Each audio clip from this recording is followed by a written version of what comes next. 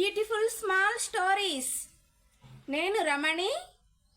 చిన్న పిల్లలు కౌరవులు పాండవుల మధ్య జరిగిన అందమైన కథ బాలభారతం. క్షణ క్షణము ఆసక్తిని కలిగించే ఉత్కంఠభరితమైన కథ మహాభారత కథ. సూర్యచంద్రాదులు ఉన్నంత కాలము ప్రపంచం మరచిపోలేని ధర్మమూర్తులు మరియు మహావీరులైనటువంటి పంచపాండవులకు వీరి శత్రువులైన అన్నదమ్ములైన కౌరవులకు మధ్య జరిగిన క్షణక్షణము ఉత్కంఠ కలిగించే ఆసక్తికర సన్నివేశాలు. కౌరవులు పాండవులు జన్మ రహస్యం, బాల్య దశ, విద్యాదశ. గురుకులంలో కౌరవులు పాండవులు కలిసి విద్యలు నేర్చుకున్నది. యువరాజులు అయ్యే వరకు ఎలాంటి ఆసక్తికర సన్నివేశాలు చోటు చేసుకున్నాయి. ఇంతకు ముందు వీడియోలో గంగాదేవి శాంతన మహారాజు యొక్క వివాహం, అష్టవసువులు దేవవ్రతుని పుట్టుక, భీష్మ ప్రతిజ్ఞ చేసిన దేవవ్రతుడు భీష్మునిగా పిలువబడతాడు. భీష్మాచార్యుడు తన తండ్రికి పెళ్లి చేసే కారణానికై తను ఆజ బ్రహ్మచారిగా ఉంటాను అని భీష్మ ప్రతిజ్ఞ చేసి భీష్మాచార్యుడు అయ్యాడు. తన తండ్రి శాంతన మహారాజు మరణించిన తర్వాత సత్యవతికి శాంతన మహారాజుకు పుట్టిన ఇద్దరు పిల్లలు.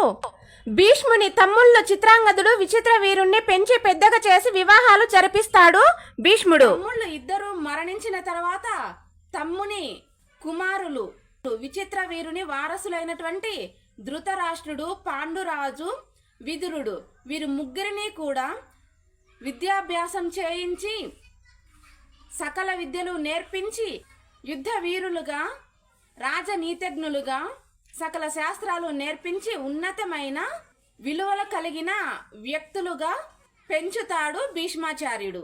ఈ విధంగా వివాహ వయసుకు వచ్చారు తన తమ్ముని కుమారులైనటువంటి ధృతరాష్ట్రుడు, పాండురాజు. ఆ తర్వాత జరిగిన కథ. భీష్మాచార్యుడు తన తల్లి సత్యవతి ఇద్దరూ కలిసి వివాహం చేయ నిశ్చయించుకుంటారు. ధృతరాష్ట్రునికి పాండురాజుకి పెళ్లి వయసు, యుక్త వయసు వచ్చిన తర్వాత ధృతరాష్ట్రుని తల్లి అయినటువంటి అంబిక ఒకసారి విహారయాత్రలో గాంధార దేశానికి వెళ్ళి గాంధార దేశంలో గాంధార రాజు సుబలుని కుమార్తె అయినటువంటి గాంధారీ దేవిని చూసిన తర్వాత ఎలాగైనా నా ధృతరాష్ట్రుడు, నా పుత్రుడు ధృతరాష్ట్రునికి ఈ గాంధారీనే వివాహం చేయాలి, ఈ అందచందాలు, అణుకువ, తెలివితేటలు ఉన్న ఈ గాంధారీనే నా పెద్ద కోడలుగా చేసుకోవాలి అని అంబిక నిశ్చయించుకుంటుంది. అంబిక భీష్మాచార్యునితో నాకు పెద్ద కోడలుగా గాంధారీ దేవి తప్ప ఇంకెవరిని నేను అంగీకరించను, ఈ హస్తినాపుర రాజ్యానికి పెద్ద కోడలుగా గాంధారీనే రావాలి, ధృతరాష్ట్రునికి భార్యగా గాంధారి ఒక్కటే తగిన అమ్మాయి, తగిన యువరాణి అని చెప్పగానే అప్పుడు భీష్మాచార్యుడు చెప్తాడు అంబికకి. అంబిక భీష్మాచార్యునికి ఏమవుతుంది, మరదలవుతుంది. తన తమ్ముడు విచిత్ర వీరుని భార్య అంబిక, పెద్ద భార్య, తన బావగారు భీష్మాచార్యునితో చెప్తుంది, మమ్మల్ని ఎలా అయితే కాశీరాజు యొక్క సైన్యాన్ని ఓడించి అక్కడ ఉన్న వచ్చిన రాజులందరినీ ఓడించి ముగ్గురిని ఇక్కడికి తీసుకొని వచ్చావో అక్క చెల్లెలని, అలాగే నువ్వు కూడా గాంధారీని మళ్ళీ తీసుకొని వచ్చి నా కుమారుడైన ధృతరాష్ట్రునికి పెళ్లి చేయమని చెప్తుంది అంబిక. భీష్మాచార్యుడు ఇలా చెప్పాడు, మీ కుమారుడు గ్రుడ్డివాడు, అంధుడు. ఒక అంధునికి ఎవరైనా అన్ని మంచి లక్షణాలున్న యువరాణిని ఇచ్చి పెళ్లి చేస్తారా? భీష్మాచార్యుడు ఇలా చెప్పాడు. అప్పుడు అంబిక బ్లాక్ మెయిల్ చేస్తుంది. కాశీరాజు కుమార్తెలను రాజులందరినీ ఓడించి ఇక్కడికి తీసుకుని వచ్చి వివాహం జరిపించారు కదా మీ విచిత్ర వీరునికి, అలాగే సత్యవతి దేవి యొక్క కుమారుల యొక్క వారసులే ఈ హస్తినాపుర సింహాసనానికి వారసులు అవుతారు అని, ఆ మాట ప్రకారము హస్తినాపుర సామ్రాజ్యానికి వారసులు కావాలి అంటే ధృతరాష్ట్రునికి పాండురాజుకి వివాహం జరిపించాలి కదా, ఇంకా మీ తల్లికి ఇచ్చిన మాటను తప్పుతావా అని అడుగుతుంది అంబిక. ఇంకా అప్పుడు చేసేది లేక భీష్మాచార్యుడు గాంధార దేశానికి వెళ్ళి సుబలుణ్ణి సుబలుని యొక్క 100 మంది కుమారులను, అక్కడ ఉన్న రాజులను, సైన్యాన్ని ఓడించి గాంధారీ దేవిని తీసుకొని వచ్చి గ్రుడ్డివాడైనటువంటి ధృతరాష్ట్ర మహారాజుకు వివాహం జరిపిస్తారు. అయితే గాంధారీ దేవికి అంతవరకు తెలియదు నాకు కాబోయే భర్త గ్రుడ్డివాడు అనే విషయం గాంధారీ దేవికి తెలియదు. ఈ విషయం తెలిసిన తర్వాత నా భర్తకు కళ్ళు లేకపోతే నేనెందుకు చూడాలి ఈ ప్రపంచాన్ని అని కళ్ళకు గంతలు కట్టుకొని ఆమె మరణించే వరకు అంధురాలుగానే మరణిస్తుంది. ఎందుకంటే తన భర్తను తను అనుసరించాలి కాబట్టి, భర్తకు లేని ఈ చూపు నాకెందుకు అని. అయితే గాంధారీ దేవి తండ్రి సుబలునికి 100 మంది కుమారులు, ఒక్కగానొక్క కుమార్తె గాంధారీ దేవి. అత్యంత అపురూపంగా పెంచి పెద్దగా చేసి ఉంటాడు గాంధారీ దేవిని సుబలుడు. అందరికంటే చిన్న చెల్లెలు కదా అని. మనకు తెలిసిన మహాభారతంలో మెయిన్ విలన్ ఎవరు అంటే శకుని. ఈ శకుని ధృతరాష్ట్రుని వివాహంతోనే గాంధారీ దేవితో కలిసి హస్తినాపురానికి వస్తాడు. Main villain. ఇప్పటి నుంచినే హస్తినాపుర సామ్రాజ్యానికి అసలైన శత్రువు పక్కలో చేరుతాడు హస్తినాపుర సామ్రాజ్యంలో. గాంధారీ దేవి పుట్టుకతోనే కుజ దోషంతో పుట్టి ఉంటుంది. కుజ దోషము అంటే పెళ్లి అయిన తర్వాత భర్త చనిపోతాడు, విధవరాలిగా మారిపోతుంది. ఇదే కుజదోషము. గాంధారీ దేవి జాతకంలో జ్యోతిష్యులు వచ్చి చెప్తారు సుబలునికి. ఈ విషయం తెలుసుకున్న తర్వాత ఒక్కగానొక్క కుమార్తె జాతకం ఇలా ఉంది ఏంటి అని ఈ కుజదోష నివారణ కోసం గాంధారీ దేవికి మగ మేకతో వివాహం జరిపిస్తారు. ఆ మగ మేకను వివాహం జరిగిన తర్వాత అమ్మవారికి బలి ఇస్తారు. అంటే ఇప్పుడు గాంధారీ దేవి యొక్క కుజదోషం వెళ్ళిపోయింది, తొలగిపోయింది. భర్త చనిపోయినట్టే కదా మేకను బలి ఇచ్చిన తర్వాత. ఈ విధంగా గాంధారీ దేవి యొక్క కుజదోషాన్ని నివారించిన తర్వాత ఈ విషయం బయటకి తెలియకుండా జాగ్రత్త పడతాడు సుబలుడు. ఎంత జాగ్రత్త పడినా కూడా నిజం నిప్పులాంటిది కదా, ఆ నోట ఈ నోట పడి ధృతరాష్ట్రుని చెవిలో పడుతుంది. ధృతరాష్ట్రుడు ఇంతటి మహా సామ్రాజ్యానికి మహారాజునైనటువంటి నాకు ఈ విధంగా మొదటి వివాహం జరిగి రెండవ వివాహం నాతో జరిపిస్తారా అని కోపంతో, ద్వేషంతో సుబలుని యొక్క 100 మంది కుమారులను కూడా కారాగారంలో బంధించి వీరిని చంపేయాలి అని, ఇలా కాదు వారంతట వారే చనిపోయేలాగా చేయాలి అని ఈ 100 మంది కుమారులని సుబలుని కారాగారంలో బంధించి ఒక్కొక్కరికి ఒక్కొక్క మెతుకు మాత్రమే అన్నం పెడతారు. ఒక్కొక్క మెతుకు ఒక్కొక్కరికి పెట్టినా కూడా వాళ్ళు బ్రతకాలి అనే ఉద్దేశంతో కాదు కదా. అన్నీ తెలిసిన సుబలుడు ఈ ఒక్కొక్క మెతుకు అన్నం తిన్నా కూడా మనము 100 మంది కూడా చనిపోతాము, బ్రతికే పరిస్థితి లేదు కాబట్టి ఈ ఒక్కొక్క మెతుకు కలిపితే ఒక పట్టెడు అన్నం అవుతుంది కదా. ఈ పట్టెడు అన్నము ఒక్కనికే రాజనీతి, తెలివైన బ్లాక్ మ్యాజిక్ అన్నీ తెలుసు అన్నమాట శకునికి. అప్పటికే శకుని 100 మంది కుమారులలో చిన్నవాడు. ఈ శకునికి, అతి తెలివైన శకునికి ఈ పట్టెడు అన్నము 100 మంది యొక్క ఒక్కొక్క మెతుకు పట్టెడు అన్నము కూడా శకునికి పెడతారు. అయితే శకుని ఈ పట్టెడు అన్నం తిని కొద్ది రోజుల తర్వాత కారాగారం యొక్క తలుపులు తెరవగానే అందరూ చనిపోయి ఉంటారు, కానీ ఒక్క శకుని మాత్రమే బ్రతికి ఉంటాడు. సుబలుడు చెప్పి ఉంటాడు శకునికి, మా 100 మంది మెతుకులు కూడా నువ్వు ఒక్కడవే తిని ఈ 100 మన అందరి కక్ష గ్రుడ్డివానికి వాళ్లే వచ్చి దండెత్తి వచ్చి అందరిని ఓడించి మీ చెల్లెల్ని తీసుకుని వెళ్ళి గ్రుడ్డివానికిచ్చి వివాహం జరిపించి మళ్ళీ మనతో ఇలా కారాగారంలో పెట్టి బంధించి ఈ విధంగా చంపాలని ప్లాన్ చేస్తారా అని ఈ ధృతరాష్ట్రుని యొక్క వంశాన్ని నాశనం చేయడానికి మేము చనిపోయిన తర్వాత మా ఎముకలను పాచికలుగా చేసుకొని ఈ పాచికలతోనే ధృతరాష్ట్రుని యొక్క వంశాన్ని నాశనం చేయాలి అని చెప్తాడు సుబలుడు శకునికి. అయితే సుబలుడు తండ్రి ఏం చెప్తే అదే చేశాడు. పాచికలకు పాచికలు వేసినప్పుడల్లా ఈ తండ్రి అన్నతమ్ముల ఎముకలతో చేసిన పాచికలు కాబట్టి వారి ఆత్మలు ఆ పాచికలలోనే ఉంటాయి. శకుని ఏం చెప్తే ఆ పాచికలో అదే ఫాలో అవుతాయి. శకుని ఏ నంబర్ చెప్తే అదే నంబరే పడతాయి అన్నమాట పాచికలు. ఎందుకంటే అన్నా తమ్ముళ్ళు మరియు తండ్రి యొక్క ఆత్మలే ఈ పాచికలలో ఉంటారు కాబట్టి. ఈ విధంగా ధృతరాష్ట్రుని యొక్క వంశాన్ని ఎలా నాశనం చేయాలో అన్ని నేర్పించిన తర్వాత సుబలుడు 100 మంది కుమారులు కూడా చనిపోతారు, ఒక్క శకుని తప్ప. కారాగారం యొక్క తలుపులు తెరవగానే శకుని ఒకడు బ్రతికి ఉన్నాడు. ఇది ఎలా సాధ్యమని ఆలోచిస్తారు. అయితే శకుని చెప్తాడు, నేను ఒక్కన్నే, దయచేసి నన్ను క్షమించండి, నన్ను బ్రతకనివ్వండి, నేను ఒక్కరిని ఏం చేయగలను అని ప్రాధేయపడగా ధృతరాష్ట్రుడు అలాగే ఒప్పుకొని మీ గాంధార రాజ్యానికి నువ్వు తిరిగి వెళ్ళి నువ్వు నీ గాంధార రాజ్యాన్ని పరిపాలించుకోవచ్చు అని చెప్తాడు ధృతరాష్ట్రుడు. అయితే ఎవరూ లేని నేను ఒక్కనే వెళ్ళి ఆ పరిపాలన అంతా ఎందుకు, నాకేమీ వద్దు రాజ్యం అంతా, నేను నా చెల్లెలకి నా బావకి సేవలు చేయడానికి ఇక్కడే ఉండిపోతారు, నాకు ఎవరు లేరు కదా అని శకుని మాయమాటలు చెప్పి ధృతరాష్ట్రుని రాజ్యంలోనే ఉండిపోతాడు. ధృతరాష్ట్రుని వివాహము వీరి చరిత్ర ఇలా ఉండగా, పాండు మహారాజు మహాయుద్ధ వీరుడు, గుర్రాలకు బదులుగా సింహాలు పులులను తన రథానికి కట్టి స్వారీ చేసే అంత పరాక్రమవంతుడు, తెలివైన వాడు పాండు మహారాజు.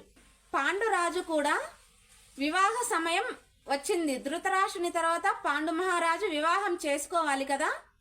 అదే సమయంలో కుంతి భోజుని రాజ్యంలో హస్తినాపుర సమీప రాజ్యమైన యదువంశానికి సంబంధించిన కుంతి రాజ్యం యొక్క మహారాజు కుంతి భోజుడు కుమార్తె అయిన కుంతీదేవికి స్వయంవరం ఏర్పాటు చేస్తాడు.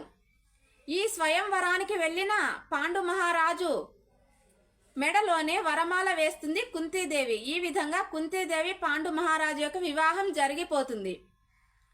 అయితే ఈ కుంతీదేవి యొక్క పుట్టు పూర్వోత్తరాలు కూడా మనం తెలుసుకోవాల్సిన అవసరం ఉంది. కుంతీదేవి అసలు తండ్రి సూర్యుడు.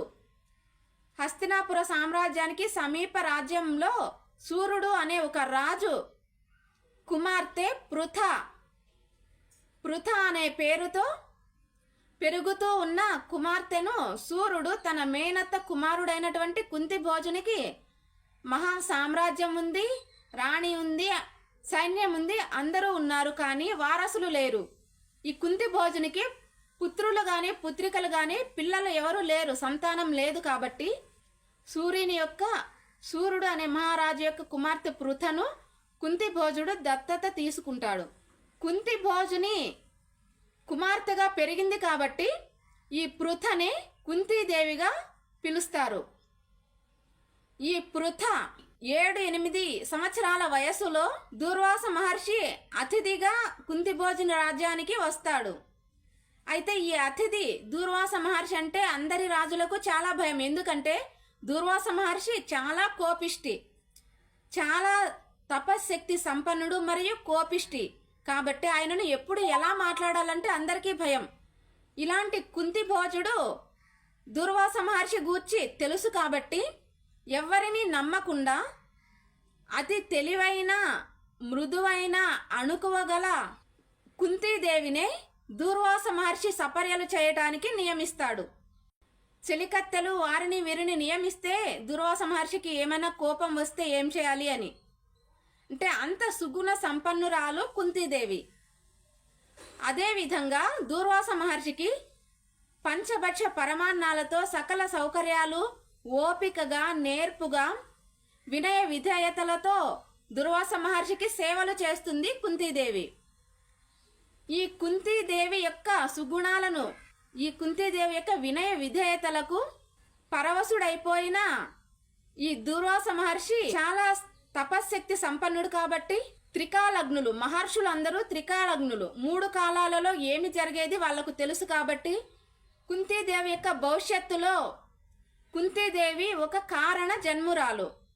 మహావీరులకు ఈ ప్రపంచం మరచిపోలేని మహావీరులకు జన్మనిచ్చిన మహాతల్లి కుంతీదేవి. ప్రపంచం మరచిపోలేని మహావీరులు పంచపాండవులు. ఎప్పటికైనా మహాభారతాన్ని కానీ పంచపాండవులను కానీ ఈ ప్రపంచం ఎప్పటికీ మరచిపోలేదు.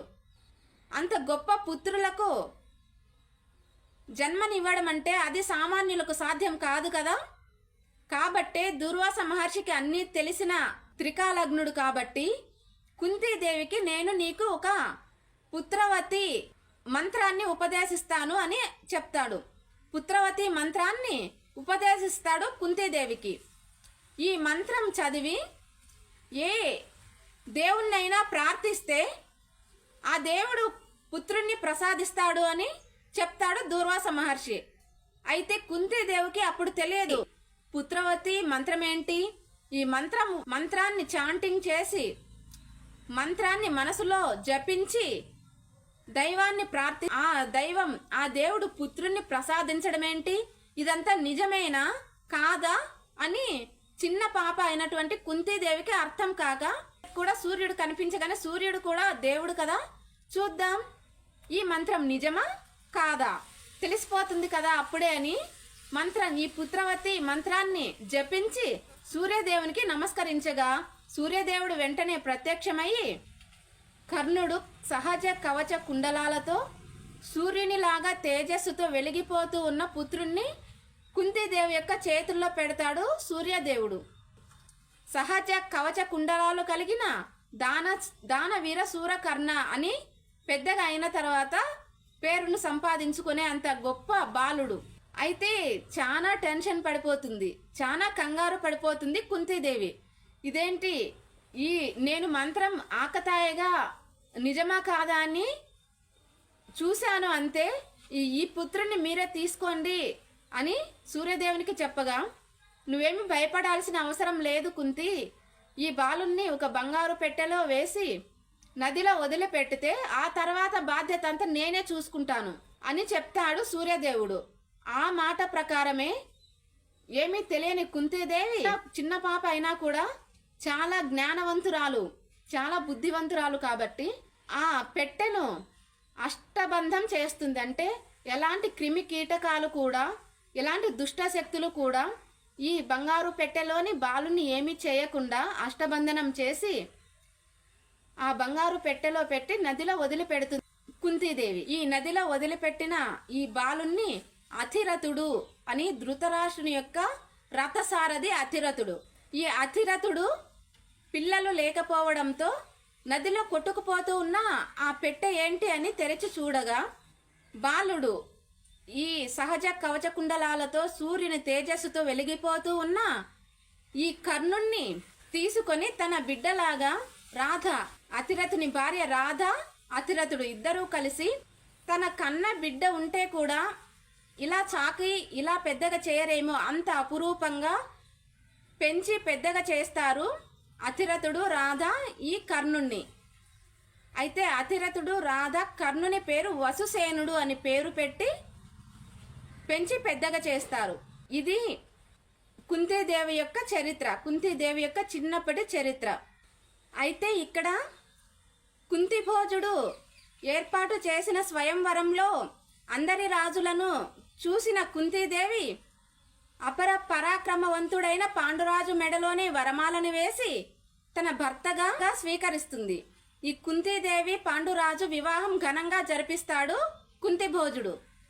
అదే సమయంలోనే మాద్రరాజు కుమార్తె అయినటువంటి మాద్రీదేవిని కూడా కుంతీదేవి పెద్ద భార్య అయినటువంటి కుంతీదేవి అనుమతి తీసుకొని భీష్మాచార్యుని అనుమతి తీసుకొని పాండురాజు మాద్రీదేవిని కూడా వివాహం చేసుకుంటాడు. ఈ వివాహ సమయంలో గందరగోళంగా ఉన్న పరిస్థితిలో శత్రురాజులు అందరూ మూకుమ్మడిగా దాడి చేస్తారు హస్తినాపుర సామ్రాజ్యం పైన. అయితే ఈ శత్రురాజులు అందరినీ కూడా రాత్రనక పగలనక యుద్ధం చేసి పాండురాజు అందరినీ ఓడించి తన సామ్రాజ్యం హస్తినాపుర సామ్రాజ్యం నలుదిక్కులా విస్తరింపచేస్తాడు. శత్రురాజులు అందరూ సామంతరాజులుగా మారిపోతారు. పాండురాజు చేతిలో ఓడిపోయిన శత్రురాజులందరూ క్షమాపణ కోరి మేము మీకు దాసులుగా ఉంటాము, మీకు మేము సామంతరాజులుగా ఉంటాము అని సామంతరాజులుగా మారిపోయారు. అంతటి పరాక్రమవంతుడు, ధైర్యశాలి పాండు మహారాజు. ఇది భీష్ముని యొక్క పెంపకంలో పెరిగిన వారు కదా, ఇంకెలా తయారవుతారు? పాండురాజుకి ఓడిపోయిన శత్రురాజులు అందరూ కూడా పాండురాజుకి కానుకలు సమర్పించుకుంటారు.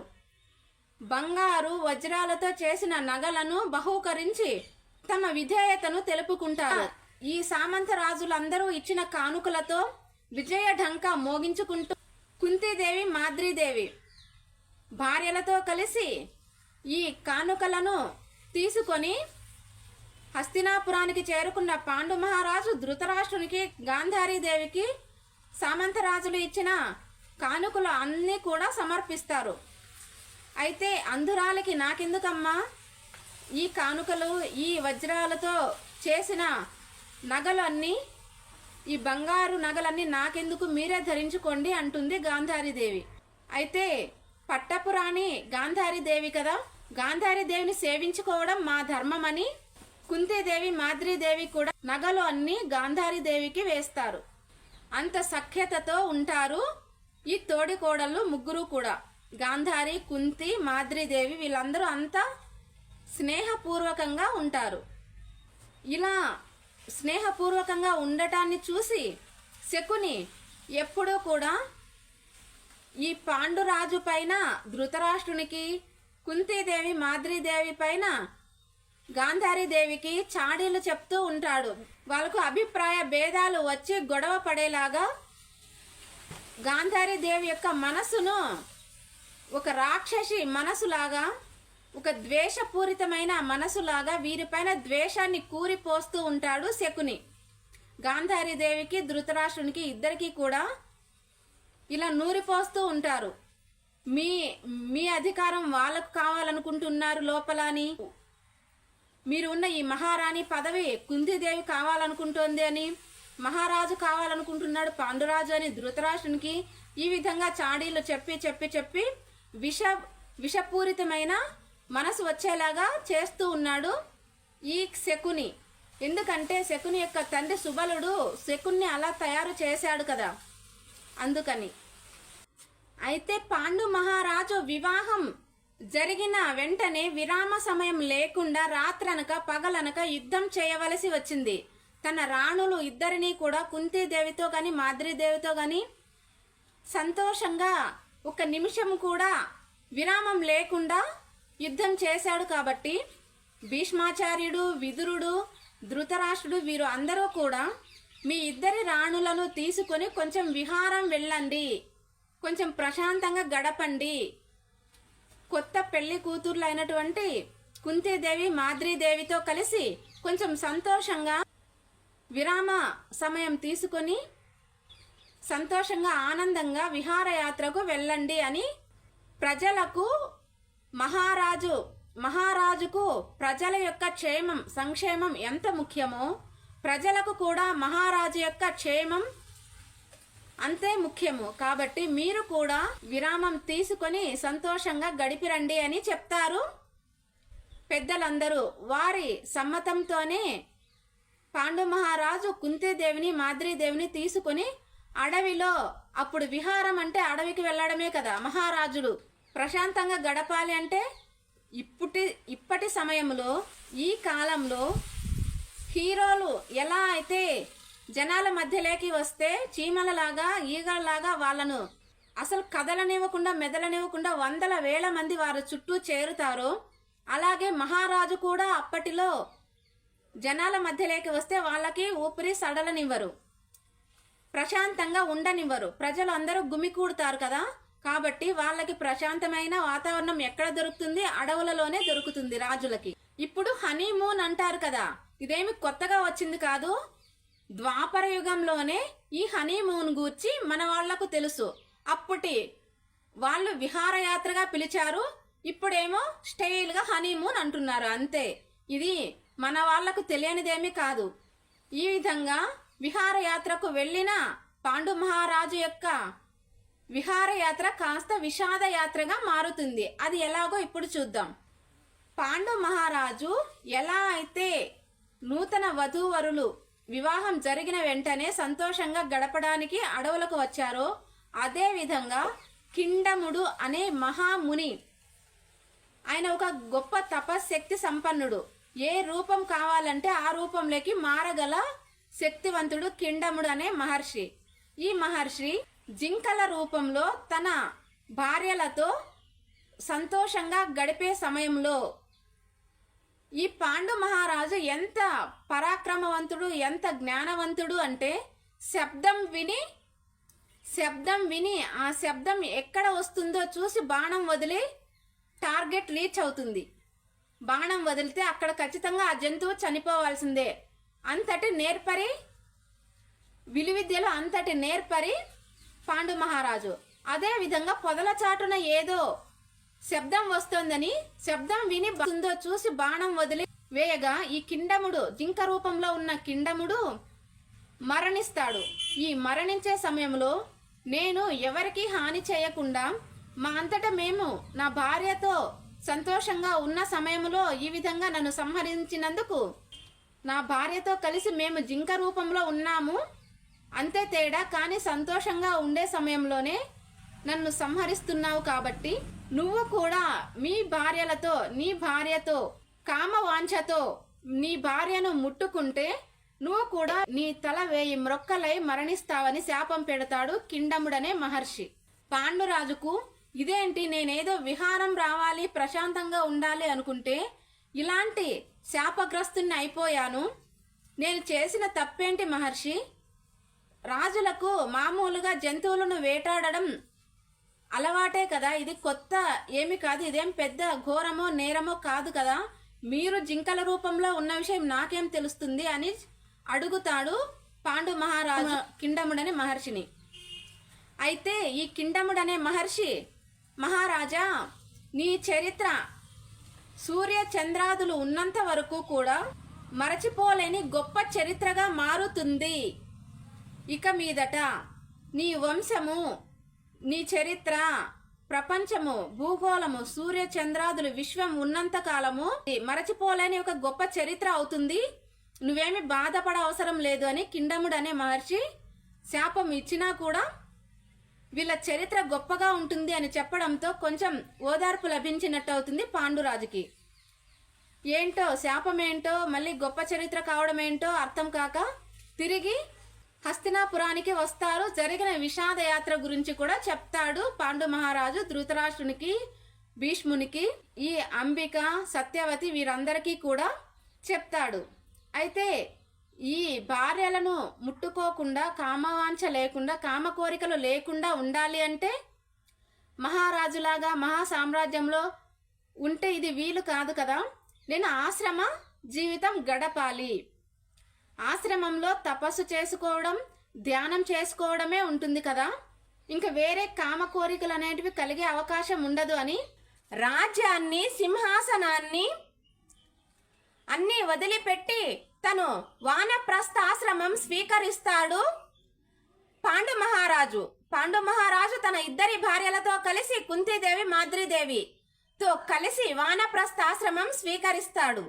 శతశృంగ అనే పర్వతం సమీపంలో ఒక గొప్ప అరణ్యంలో ఒక ఆశ్రమాన్ని ఏర్పాటు చేసుకొని దేవుణ్ణి ప్రార్థించుకోవడానికి, ధ్యానం చేయటానికి, తపస్సు చేసుకోవటానికి అనుకూలంగా ఉన్న ఒక అందమైన, పవిత్రమైన భావాలు కలిగించే ఒక ఆశ్రమాన్ని ఏర్పాటు చేసుకొని పాండురాజు, కుంతీదేవి, మాద్రీదేవి ఈ ధ్యానంలో మునిగిపోయి ఉంటారు. అదే సమయంలో శతశృంగ పర్వతాల గుండా కొందరు గొప్ప మహర్షులు బ్రహ్మలోకానికి వెళ్తూ ఉంటారు కాలినడకన. ఈ బ్రహ్మలోకానికి వెళ్తూ ఉన్న పాండు మహారాజు యొక్క ఆశ్రమం సమీపంలో వెళ్తూ ఉన్న మహర్షులను చూసి, మేము కూడా మీతో కలిసి బ్రహ్మలోకానికి ప్రయాణమయ్యి మేము కూడా మీతో కలిసి బ్రహ్మలోకానికి వస్తాము అని ప్రయాణం అవగా, ఆ మహర్షులేమో, మహారాజా నువ్వేమో శాపగ్రస్తుడివి, పితృకార్యాలు చేసే అవకాశం లేదు, పితృ రుణం తీర్చుకునే అవకాశం లేనివాడివి, సంతానహీనుడివి, శాపగ్రస్తుడివి, నీకు కానీ మీ భార్యలకు కానీ బ్రహ్మలోకానికి కాలినడకన వచ్చే అంత అవకాశం లేదు, అధికారం లేదు.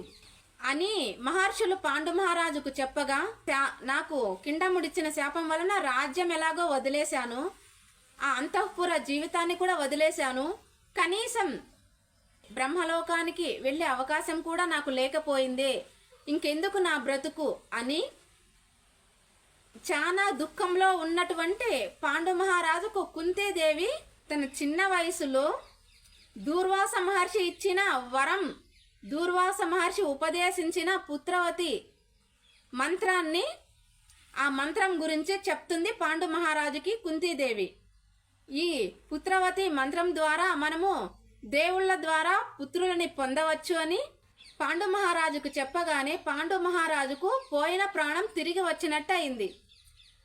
నాకు కూడా సంతాన భాగ్యం కలుగుతుంది, ఇంకేముందిలే, ఒక కామవాంఛ ఒకటి లేకుండా పోతే నా ప్రాణాలకు ఎలాంటి ప్రమాదము లేదు, నా భార్యల పసుపు కుంకుమలకు ఎలాంటి ప్రమాదము లేదు, పుత్రులు ఎలాగో కలుగుతారు కదా అని వారికి ఇష్టం వచ్చిన దైవాన్ని తలచుకుంటే అలాంటి సుగుణాలు కలిగిన పుత్రులు జన్మిస్తారు అని తెలిసిన తర్వాత పాండు మహారాజు సంతోషంతో అలాగే చేయాలి అని కుంతీదేవి చెప్పిన ప్రకారము ఒక రాజ్యానికి పుత్రుడు, ఒక మహారాజుకి పుత్రుడు కావాలి అంటే ధర్మాత్ముడై ఉండాలి, ప్రజలను అందరినీ సమానంగా చూసే అంత ధర్మాత్ముడు అయి ఉండాలి. కాబట్టి ఇంత ధర్మమూర్తి ఎవరు, ఏ దేవుణ్ణి కోరుకోవాలి అని యమధర్మరాజు గుర్తుకు వస్తాడు పాండు మహారాజుకి.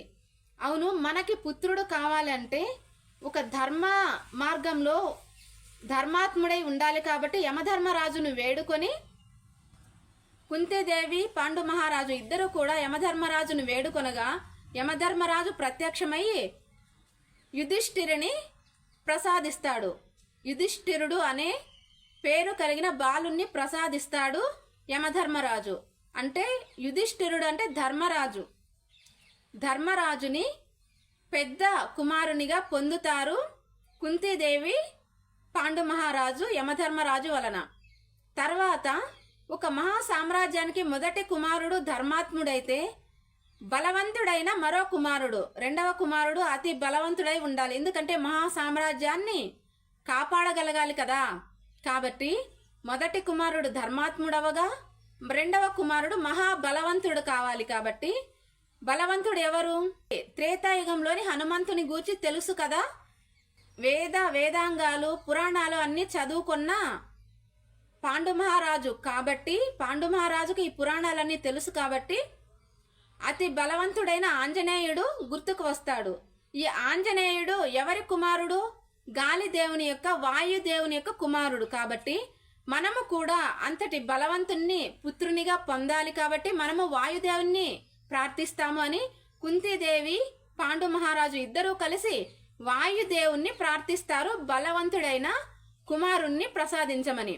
అలాగే వాయుదేవుడు వీరి ప్రార్థనలు విని కుంతీదేవికి బలవంతుడైన కుమారుణ్ణి ప్రసాదిస్తారు. ఈ కుమారునికి భీమసేనుడు అని నామకరణం చేస్తారు. ఈ భీమసేనుడు పుట్టిన వెంటనే చేతిలోనికి తీసుకొనగా బరువుకు తట్టుకోలేక కుంతీదేవి పడేస్తుంది ఆ బాలుణ్ణి. ఆ బాలుడు కిందికి పడిపోయినది చూసి అయ్యో నా బాలునికి ఏమన్నా అయిందేమని చూస్తే బాలునికి ఏమీ అవ్వలేదు. బాలుని కింద ఉన్న బండరాయి పిండిలాగా నుజ్జు అయిపోతుంది. అంతటి బలవంతుడు భీమసేనుడు. ఇక మూడవ కుమారుడు, మొదటి కుమారుడు ధర్మాత్ముడు, రెండవ కుమారుడు బలవంతుడు, మూడవ కుమారుడు ఎలాంటి వాడు కావాలి అంటే రాజ్యాన్ని పరిపాలించే రాజనీతిజ్ఞుడు కావాలి. ఈ రాజనీతిజ్ఞుడు ఎవరు? దేవలోకంలో దేవరాజు దేవేంద్రుడు. దేవుళ్ళందరికీ రాజు ఎవరు? దేవేంద్రుడు. దేవేంద్రుని వలన మనం పుత్రుణ్ణి పొందితే ఈ దేవేంద్రుని యొక్క పరిపాలన గుణాలు అన్నీ కూడా ఆ పుత్రునిలో ఉంటాయి. కాబట్టి మనకు దేవేంద్రుని యొక్క అంశతో ఒక బాలుడు కావాలి అని దేవేంద్రుని ప్రార్థించగా కుంతీదేవి పాండురాజు దేవేంద్రుని ప్రార్థించగా అర్జునుడిని ప్రసాదిస్తాడు దేవేంద్రుడు. ఈ అర్జునుడు ఇంతకు ముందు 1000 చేతులు కలిగిన కార్త్యవీర్యార్జునుడనే మహాబలవంతుడు పరాక్రమవంతుడైన రాజు కంటే కూడా పరాక్రమవంతుడు అవుతాడు ఈ అర్జునుడు కాబట్టి ఈ పిల్లవానికి అర్జునుడు అనే నామకరణం చేస్తారు. అయితే ఈ విషయం గాంధారీ దేవి ఏమని అనుకుంటుంది అంటే, ఇక పాండు మహారాజుకి శాపం వలన పిల్లలు కలగరు కాబట్టి నాకు పుట్టే పిల్లవాడే, నాకు జన్మించే నా సంతానమే ఈ మహాసామ్రాజ్యానికి వారసులవుతారు అని కలలు కంటూ ఉంటుంది గర్భవతి అయిన గాంధారీదేవి. అయితే ధర్మరాజు పుట్టిన వెంటనే అది ఎలాగో ఆ నోట ఈ నోట పడి గాంధారీదేవి చెవిలో పడుతుంది.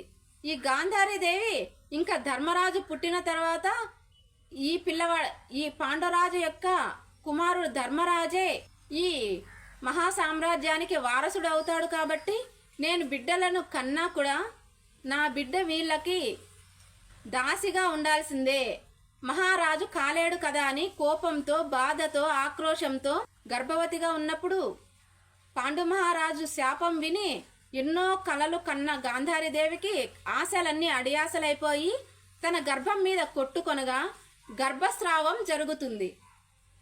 గర్భస్రావం జరిగిన వెంటనే గాంధారీదేవి గొప్ప శివభక్తురాలు.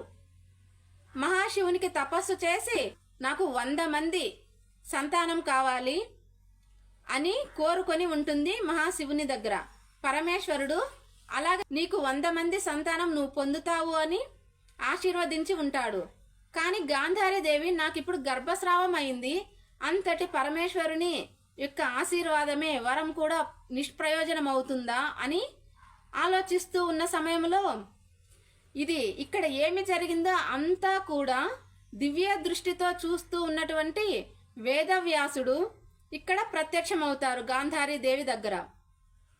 గాంధారీదేవి తన బాధనంతా వేదవ్యాసునికి చెప్తుంది.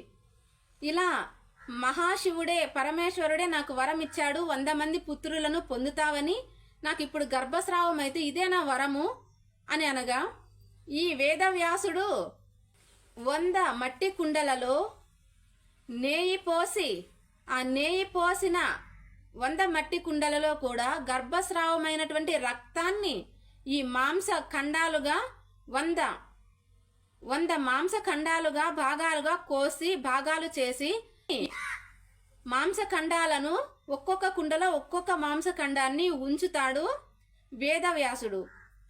ఈ ఒక్కొక్క మాంసఖండము ఈ నెయ్యి పోసిన కుండలలో ఉంచగా రోజు కూడా ఆ కుండలను ఇలా తాకమని చెప్తాడు గాంధారీదేవికి. ఎందుకంటే ఆ పుట్టబోయే పిల్లలకి తల్లి యొక్క అనుభూతి రావాలి అని, తల్లి యొక్క ఆప్యాయత అందాలి అని.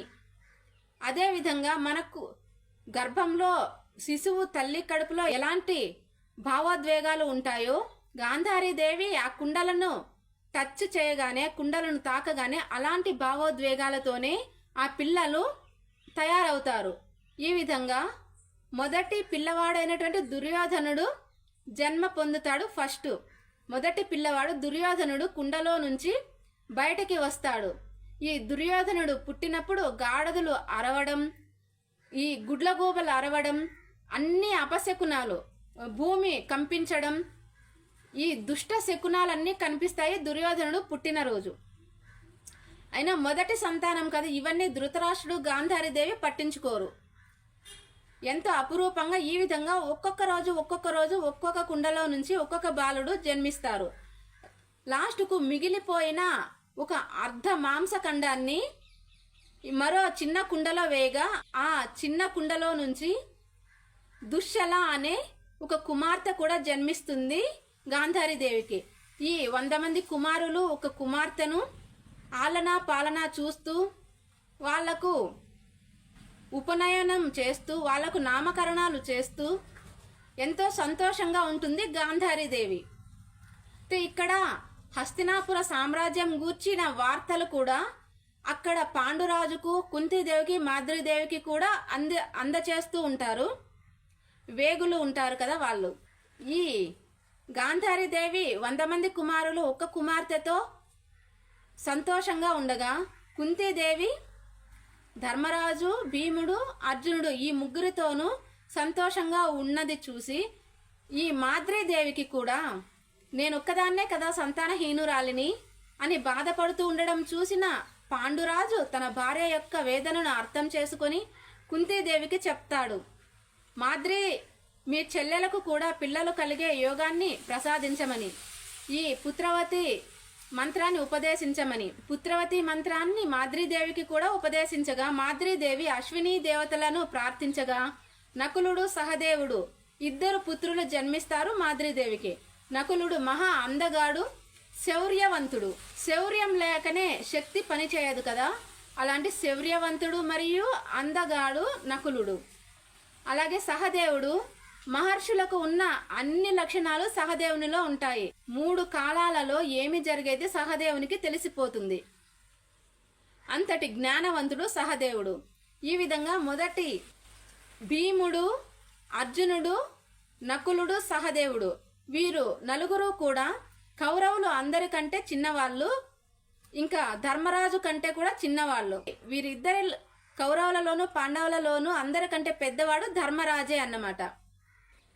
ఈ పచ్చని వాతావరణం కలిగిన ఈ అడవిలో తాజా పండ్లను తింటూ చిగురిస్తూ ఉన్న, రోజుకు ఓ మొక్క చిగురిస్తూ ఉన్న అందమైన ప్రకృతి వడిలో ప్రకృతి ప్రసాదించిన ఈ వాతావరణం ఎలా ఉంటుంది? అందమైన పక్షులు, అందమైన జింకలు, జింక పిల్లలు, నెమళ్ళు, నెమళ్ళ యొక్క చిన్న చిన్న నెమళ్ళు, వీటితో ఇలాంటి ప్రకృతి వడిలో ఈ శతశృంగ పర్వతాల వద్ద ఉన్న అడవిలో ఇంత మంచి వాతావరణంలో పెరుగుతారు ధైర్యవంతుడు, శౌర్యవంతుడు, పరాక్రమవంతుడు అయిన పాండు మహారాజు. ఈ లక్షణాలు అన్నీ కూడా తన పిల్లలకి, తన పంచ పాండవులైన ధర్మరాజు, భీముడు, అర్జునుడు, నకులుడు, సహదేవుడు వీరు 5 మందికి కూడా ఏమి చెప్పితే పిల్లలు పరాక్రమవంతులు అవుతారు, తను జయించిన రాజ్యాలు ఇంకా ఇతర రాజులు ఏ విధంగా ఎలాంటి విద్యలు నేర్చుకుంటే పరాక్రమవంతులు అవుతారు, విజయం సాధించిన మహారాజుల కథలు, గొప్ప గొప్ప మహా ఋషుల బ్రహ్మ ఋషుల కథలు, మహా సామ్రాజ్యాల గురించి, మహా చక్రవర్తుల గురించి, ఏ విధంగా అయితే న్యాయ మార్గంలో రాజ్యాన్ని పరిపాలించగలము, ఏ విధంగా అయితే రాజ్యాన్ని ప్రజలను కాపాడుకోవాలి అని, ఇలాంటి రాజనీతి సూత్రాలు అన్నీ నేర్పిస్తూ పెంచుతూ విద్యలను కూడా బోధిస్తూ ఈ పాండురాజు, కుంతీదేవి, మాద్రీదేవి సంతోషంగా ఉంటారు ఈ శతశృంగ పర్వతాల దగ్గర ఉన్న అడవిలో. అయితే ఇదే విధంగా అంతా సజావుగా జరిగిపోతూ ఉంటే మహాభారతం ఇంత గొప్ప మహాకావ్యం ఎలా అవుతుంది? పాండురాజు తన 2 భార్యలతో 5 మంది కుమారులతో ఇంత సంతోషంగానే ఇలాగే గడిచిపోతే ఎంత బాగుంటుంది అని ప్రతి ఒక్కరూ అనుకుంటారు కదా, కానీ అలా జరగలేదు. కాబట్టి ఇది పెద్ద మహాభారతం అయింది. ఇప్పుడు ఏమి జరిగింది అంటే అసలు కథ ఇప్పటి నుంచినే మొదలవుతుంది. అయితే కామవాంఛతో తన భార్యలను ముట్టుకుంటే చనిపోతారు అనే శాపం కిండముడు ఇచ్చిన విషయం మరచిపోయి, మాద్రీదేవి యొక్క ప్రత్యేకత ఏమిటంటే మహా అందగత్తె మాద్రీదేవి. అప్సరసలను మించిపోయే అంతటి అందగత్తె మాద్రీదేవి. ఇంత అందమైన మాద్రీదేవి ఒక కొలనులో స్నానం చేస్తూ ఉండగా చూసిన ఈ పాండు మహారాజు మామూలుగా ఈ కామవాంఛతో చూసి ముట్టుకుంటే చనిపోయే శాపాన్ని మరచిపోయి కామవాంఛతో మాద్రీదేవిని ముట్టుకోగానే పాండు మహారాజు తలభారం ఎక్కువైపోయి చనిపోతాడు, మరణిస్తాడు. అయ్యో, నా వల్ల ఎంత పని జరిగిపోయింది అని మాద్రీదేవి గోడున ఏడుస్తూ ఉండగా అదే సమయంలో కుంతీదేవి అక్కడికి వచ్చి జరిగిన విషయమంతా తెలుసుకొని ఇంకా పాండు మహారాజు జతలో సతీ సహగమనం చేయాలి అని కుంతీదేవి రెడీ అవుతూ ఉంటుంది. పాండు మహారాజుతో కలిసి చితిలో తను కూడా మరణిస్తాను అని కుంతీదేవి తయారైంది పాండు మహారాజు శవం పక్కన పడుకొని మరణించడానికి.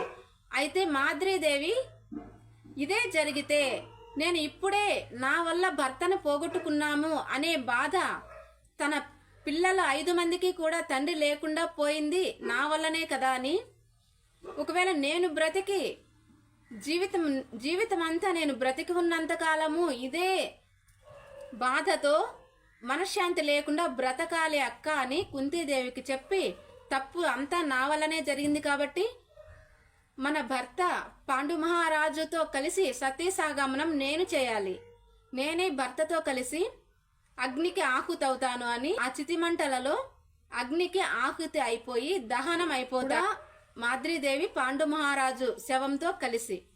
పంచ పాండవులు కూడా ఏమి జరుగుతోందో ఏమి జరగబోతోందో సరిగా అర్థం కాని అంత పిల్లలు వయస్సు, అంత చిన్న వయస్సు కాబట్టి వాళ్లకు సరిగా అర్థం కావట్లేదు ఏమి జరుగుతోంది అని.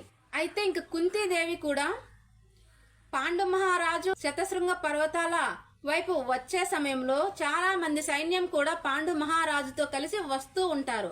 ఆ సమయంలో పాండురాజు ఇప్పుడు నేను రాజును కాదు, నాకు సైన్యం అవసరం లేదు, నేను ఈ ఆశ్రమ వాసం చేయాల్సి ఉంది కాబట్టి ఇప్పుడు మీతో నాకు పని లేదు అని సైన్యాన్ని వెనక్కి పంపించేసి ఉంటాడు పాండురాజు. ఇప్పుడు కుంతీదేవికి 5 మంది పాండవులకు ఎవరు దిక్కు? ఈ అరణ్యంలో ఎవరు వీళ్ళను చూసుకునే వాళ్ళు, ఎలా వీళ్ళు బ్రతకాలి అని ఆలోచిస్తూ ఉన్న సమయంలో చాలా మంది గొప్ప మహర్షులు అదే దారిలో వెళ్తూ ఉన్నది చూసి, అదే దారిలో వెళ్తూ ఉన్న మహర్షులు ఈ పంచ పాండవులను కుంతీదేవిని చూసి జరిగిన చరిత్ర అంతా తెలుసుకొని వీరిని హస్తినాపురం తీసుకొని అక్కడ హస్తినాపురంలో వదిలిపెడతారు పంచ పాండవులను మరియు కుంతీదేవి. తన 5 మంది కుమారులతో కుంతీదేవి హస్తినాపురానికి వీధులలో నడుస్తూ ఉంటే వేల మంది లక్షల మంది జనాలు వీరిని చూడటానికి వచ్చారు అక్కడికి. పాండురాజు కుమారులు పంచ పాండవులు ఎలా ఉంటారు అని అందరూ చూడటానికి వచ్చి ఉంటారు. అంతటి గొప్ప వైభవోపేతమైన హస్తినాపురానికి చేరుకుంటుంది తన పుత్రులు పాండవులతో కలిసి కుంతీదేవి. అప్పటి నుంచి కూడా కుంతీదేవి పంచ పాండవులను కూడా ధృతరాష్ట్ర మహారాజు ఎలాంటి భేదభావము లేకుండా, ఎలాంటి తేడా భావము లేకుండా తన కుమారులు 100 మంది కుమారులు కౌరవులతో కలిసి పాండవులను కూడా అలాగే పెంచి పెద్దగా చేస్తూ ఉంటాడు. ఎలాంటి పక్షపాత బుద్ధి కూడా లేకుండా ఎంతో సంతోషంగా పాండవులు కౌరవులు కూడా అన్నదమ్ముల్లాగా కలిసిపోయి పెరిగి పెద్దవాళ్ళు అవుతూ ఉంటారు. ఈ పెరిగి పెద్దవాళ్ళు అయ్యే సమయంలో పుట్టుకతోనే వజ్ర శరీరం కలిగిన భీమసేనుడు ఈ కౌరవులను 100 మందిని ఆట పట్టిస్తూ ఉంటాడు. ఎలా అంటే వాళ్ళ తలలు పట్టుకొని నదిలో ముంచివేయడం, లేదా వాళ్ళను పిడిగుద్దులు గుద్ది ఏడిపించడం, లేదా వాళ్ళు చెట్లపైన ఆడుకుంటూ కోతి కొమ్మచ్చి ఆటలు ఉంటాయి కదా, ఈ కోతి కొమ్మచ్చి ఆటలు ఆడటానికి చెట్లపైన ఎక్కిన కౌరవులను మొదలు పట్టుకుని ఇలా అల్లాడించడం. మహాబలవంతుడు కదా భీముడు, మొదలు పట్టుకుని ఇలా అల్లాడిస్తే వారు 100 మంది కూడా కిందికి పడిపోవడం, ఇలాంటి ఆటలు పట్టిస్తూ ఉన్న సమయంలో ఈ కౌరవులు అందరూ వెళ్ళి గాంధారీ దేవికి చెప్తూ ఉంటారు, అమ్మ ఏందమ్మా ఈ భీముడు మమ్మల్ని ఇలా ఏడిపిస్తాడు, రోజు కూడా మనశ్శాంతి లేకుండా చేస్తూ ఉన్నాడు, ఈ భీముణ్ణి మేము ఏమీ చేయలేకపోతున్నాము, మాకు శక్తి చాలట్లేదు భీముణ్ణి ఓడించడానికి కానీ కొట్టడానికి కానీ ఏడిపించడానికి కానీ అని ఈ కౌరవుల మాటలు అన్నీ విన్న గాంధారీదేవి ఈ విధంగా భీముని యొక్క అల్లరి చేష్టలతోనే నరకం అనుభవిస్తూ ఉన్న కౌరవులు వాళ్ళ అమ్మ గాంధారీదేవితో భీముని యొక్క అల్లరిని మేము భరించలేకపోతున్నాము, మాతో హింసిస్తూ ఉన్నాడు అల్లరి పేరుతో అని చెప్పి బాధపడగా, గాంధారీదేవి భీముని బారి నుండి తప్పించుకోవాలి అంటే తన కుమారులు ఎవరైనా ఒకరు భీమునితో సమానమైన వజ్ర శరీరం కలిగి ఉండాలి అని భగవంతునికి ఒక వ్రతం చేసి ఒక పసరును పొందుతుంది. ఆ పసరు ఒక బాలునికి శరీరం నిండా పట్టిస్తే, శరీరం నిండా ఆ పసరును పూస్తే ఆ బాలుని యొక్క శరీరము వజ్ర శరీరం అవుతుంది. అలాంటి ఒక ఆకు పసరును వ్రతం చేసి పొందుతుంది గాంధారీదేవి. ఈ పసరును దుర్యోధనునికి పూసే సమయములో అటు నుంచి దుశ్శల, దుర్యోధనుని చెల్లెలు దుశ్శల అటు నుంచి దుర్యోధనుడు ముందుగా వెళ్ళిపోగా సిగ్గుతో దుర్యోధనుడు ఒక టవల్ లాంటి బట్టను కప్పుకుంటాడు తొడలకి. అప్పుడు ఈ బట్ట కప్పిన ప్రదేశము తొడల ప్రదేశంలో వజ్ర శరీరం అవ్వదు. అది ఆ పసరు యొక్క మహిమ ఏంటి అంటే ఏదైనా అడ్డం ఉంటే అక్కడ మాత్రం వజ్ర శరీరం అవ్వదు పసరు పట్టించే సమయంలో. ఇప్పుడు దుర్యోధనుడు కూడా బలవంతుడయ్యాడు, వజ్ర శరీరం అయింది. కానీ ఒక తొడ భాగం కాకుండా అంతా వజ్ర శరీరమే దుర్యోధనునిది కూడా. అయితే భీమసేనుడు చిన్న వయసులో పిల్లవాడు కాబట్టి ఆకతాయితనంలో ఏదో అల్లరి చేష్టలతో వాళ్ళను బాధ పెట్టాలి అనే ఉద్దేశం కాదు, అల్లరి చేస్తూ ఉన్నాడు అంతే.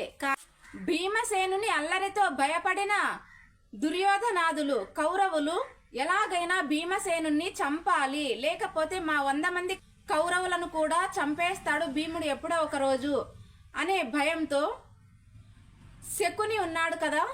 నిజంగా భీమునికి కానీ లేదా కౌరవులకు పాండవులకు ఎలాంటి గొడవలు లేవు. ఈ శకుని మామ ఉన్నాడు కదా, దుర్మార్గుడైన దుష్టుడైన శకుని చిన్న పిల్లల మనసులో విషపు ఆలోచనలు నింపుతాడు. దుర్యోధనుని దగ్గరకు వెళ్ళి ఈ భీముడు మిమ్మల్ని ఎప్పటికైనా 100 మందిని కూడా చంపేస్తాడు, చంపే లోపల మీరే భీముణ్ణి చంపేయండి, లేదు అంటే మీ ప్రాణాలపైన మీరు ఆశ వదులుకోవాలి అని ఈ దుష్టుడైన శకుని చిన్న పిల్లలైన కౌరవులకు ఇలా నేర్పిస్తూ ఉంటాడు భీమసేనుని మీద.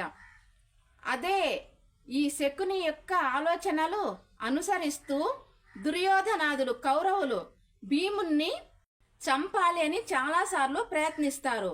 ఒక్కసారి విష సర్పాలు నిండిన ఒక గదిలోనికి భీముణ్ణి వేసి లాక్ చేస్తారు, గడియ పెడతారు. అప్పుడు ఆ విష సర్పాలు అన్ని భీముణ్ణి కరిచినా కూడా భీముని వజ్ర శరీరానికి విష సర్పాలు ఏమీ చేయలేకపోయాయి. ఈ విధంగా మరోసారి భీముడు ఈ కుట్రలు గమనిస్తూ ఉన్నారు. కానీ ఒక్కొక్కసారి భీముని వీక్నెస్ ఏంటంటే తిండి బాగా తింటాడు కదా. ఈ తిండి విషయంలో పందెం కాస్తారు కౌరవులు. నది దగ్గర వనభోజనాలు ఏర్పాటు చేసి ఈ వనభోజనాలలో పంచభక్ష పరమాన్నాలు వండుతారు. ఈ పంచభక్ష పరమాన్నాలు కౌరవులు 100 మంది ఎంత తింటే నువ్వు ఒక్కడవే అంత తినగలవా భీమసేన అని భీముణ్ణి రెచ్చగొడతారు. నువ్వు నిజంగా బలవంతుడివైతే మా 100 మంది మా 100 మంది ఎంత తింటారో నువ్వు ఒక్కడవే అంత తినగలవా అని భీమునికి పౌరుషం పోస్తారు. భీముడు మామూలుగానే కొంచెం పొగరు కదా, తింటాను, మీ 100 మంది ఏంటి ఇంకా 100 మంది తినేంత కూడా నేను తినగలను అని చెప్తాడు భీముడు. దీంతో ఈ శకుని పన్నిన పన్నాగంలో చిక్కుకుంటాడు భీమసేనుడు.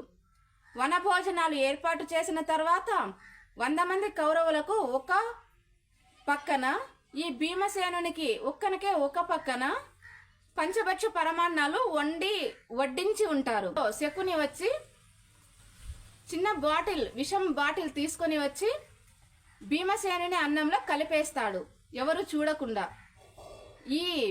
ఇది అంతా కౌరవులతో చేరి శకుని ఈ కుట్ర పన్నాడన్నమాట. అయితే భీమునికి ఈ విషయం తెలియక వాళ్ళు 100 మంది ఎంత తింటారో ఇంకా ఎక్కువగానే తినేస్తాడు. ఈ విషము నిండిన 100 మంది తినేంత అన్నం తినడం వలన భీముడు మత్తు వచ్చి పడిపోతాడు. ఒకేసారి ప్రాణాలు పోవు. మత్తుతో పడిపోయిన భీముణ్ణి తాళ్లతో గట్టిగా కట్టేసి నదిలో పడేస్తారు కౌరవులు. భీమసేనుని నదిలో పడేస్తారు. విషమన్నం తినడంతో మత్తు స్పర్శ లేకుండా మైకంతో పడిపోయిన భీముణ్ణి తాళ్లతో కట్టేసి నదిలో పడవేస్తారు.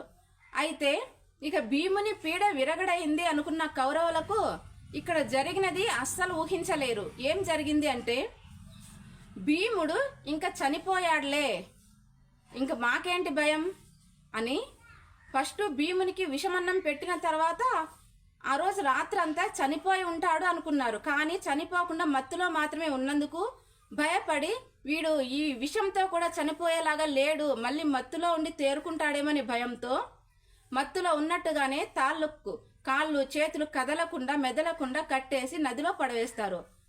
ఈ నదిలో పడవేసిన తర్వాత ఏం జరిగిందో కౌరవులకు అసలు అంతే చిక్కదు, వాళ్ళ ఆలోచనలకు అందనే అందదు.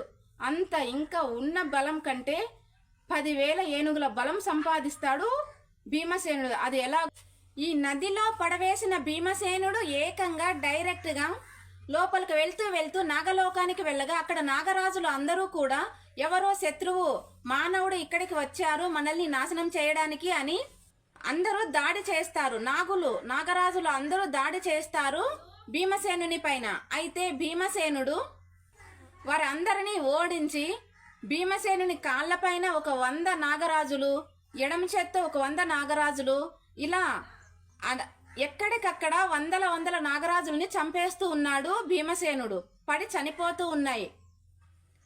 ఇంకా ఇది తట్టుకోలేక భయంతో నాగరాజులు అందరూ వెళ్ళి తమకు నాయకుడైన తమ నాగుల అన్నిటికీ రాజు అయినటువంటి ఆర్యక భగవాన్ దగ్గరికి వెళ్ళి కంప్లైంట్ చేస్తారు.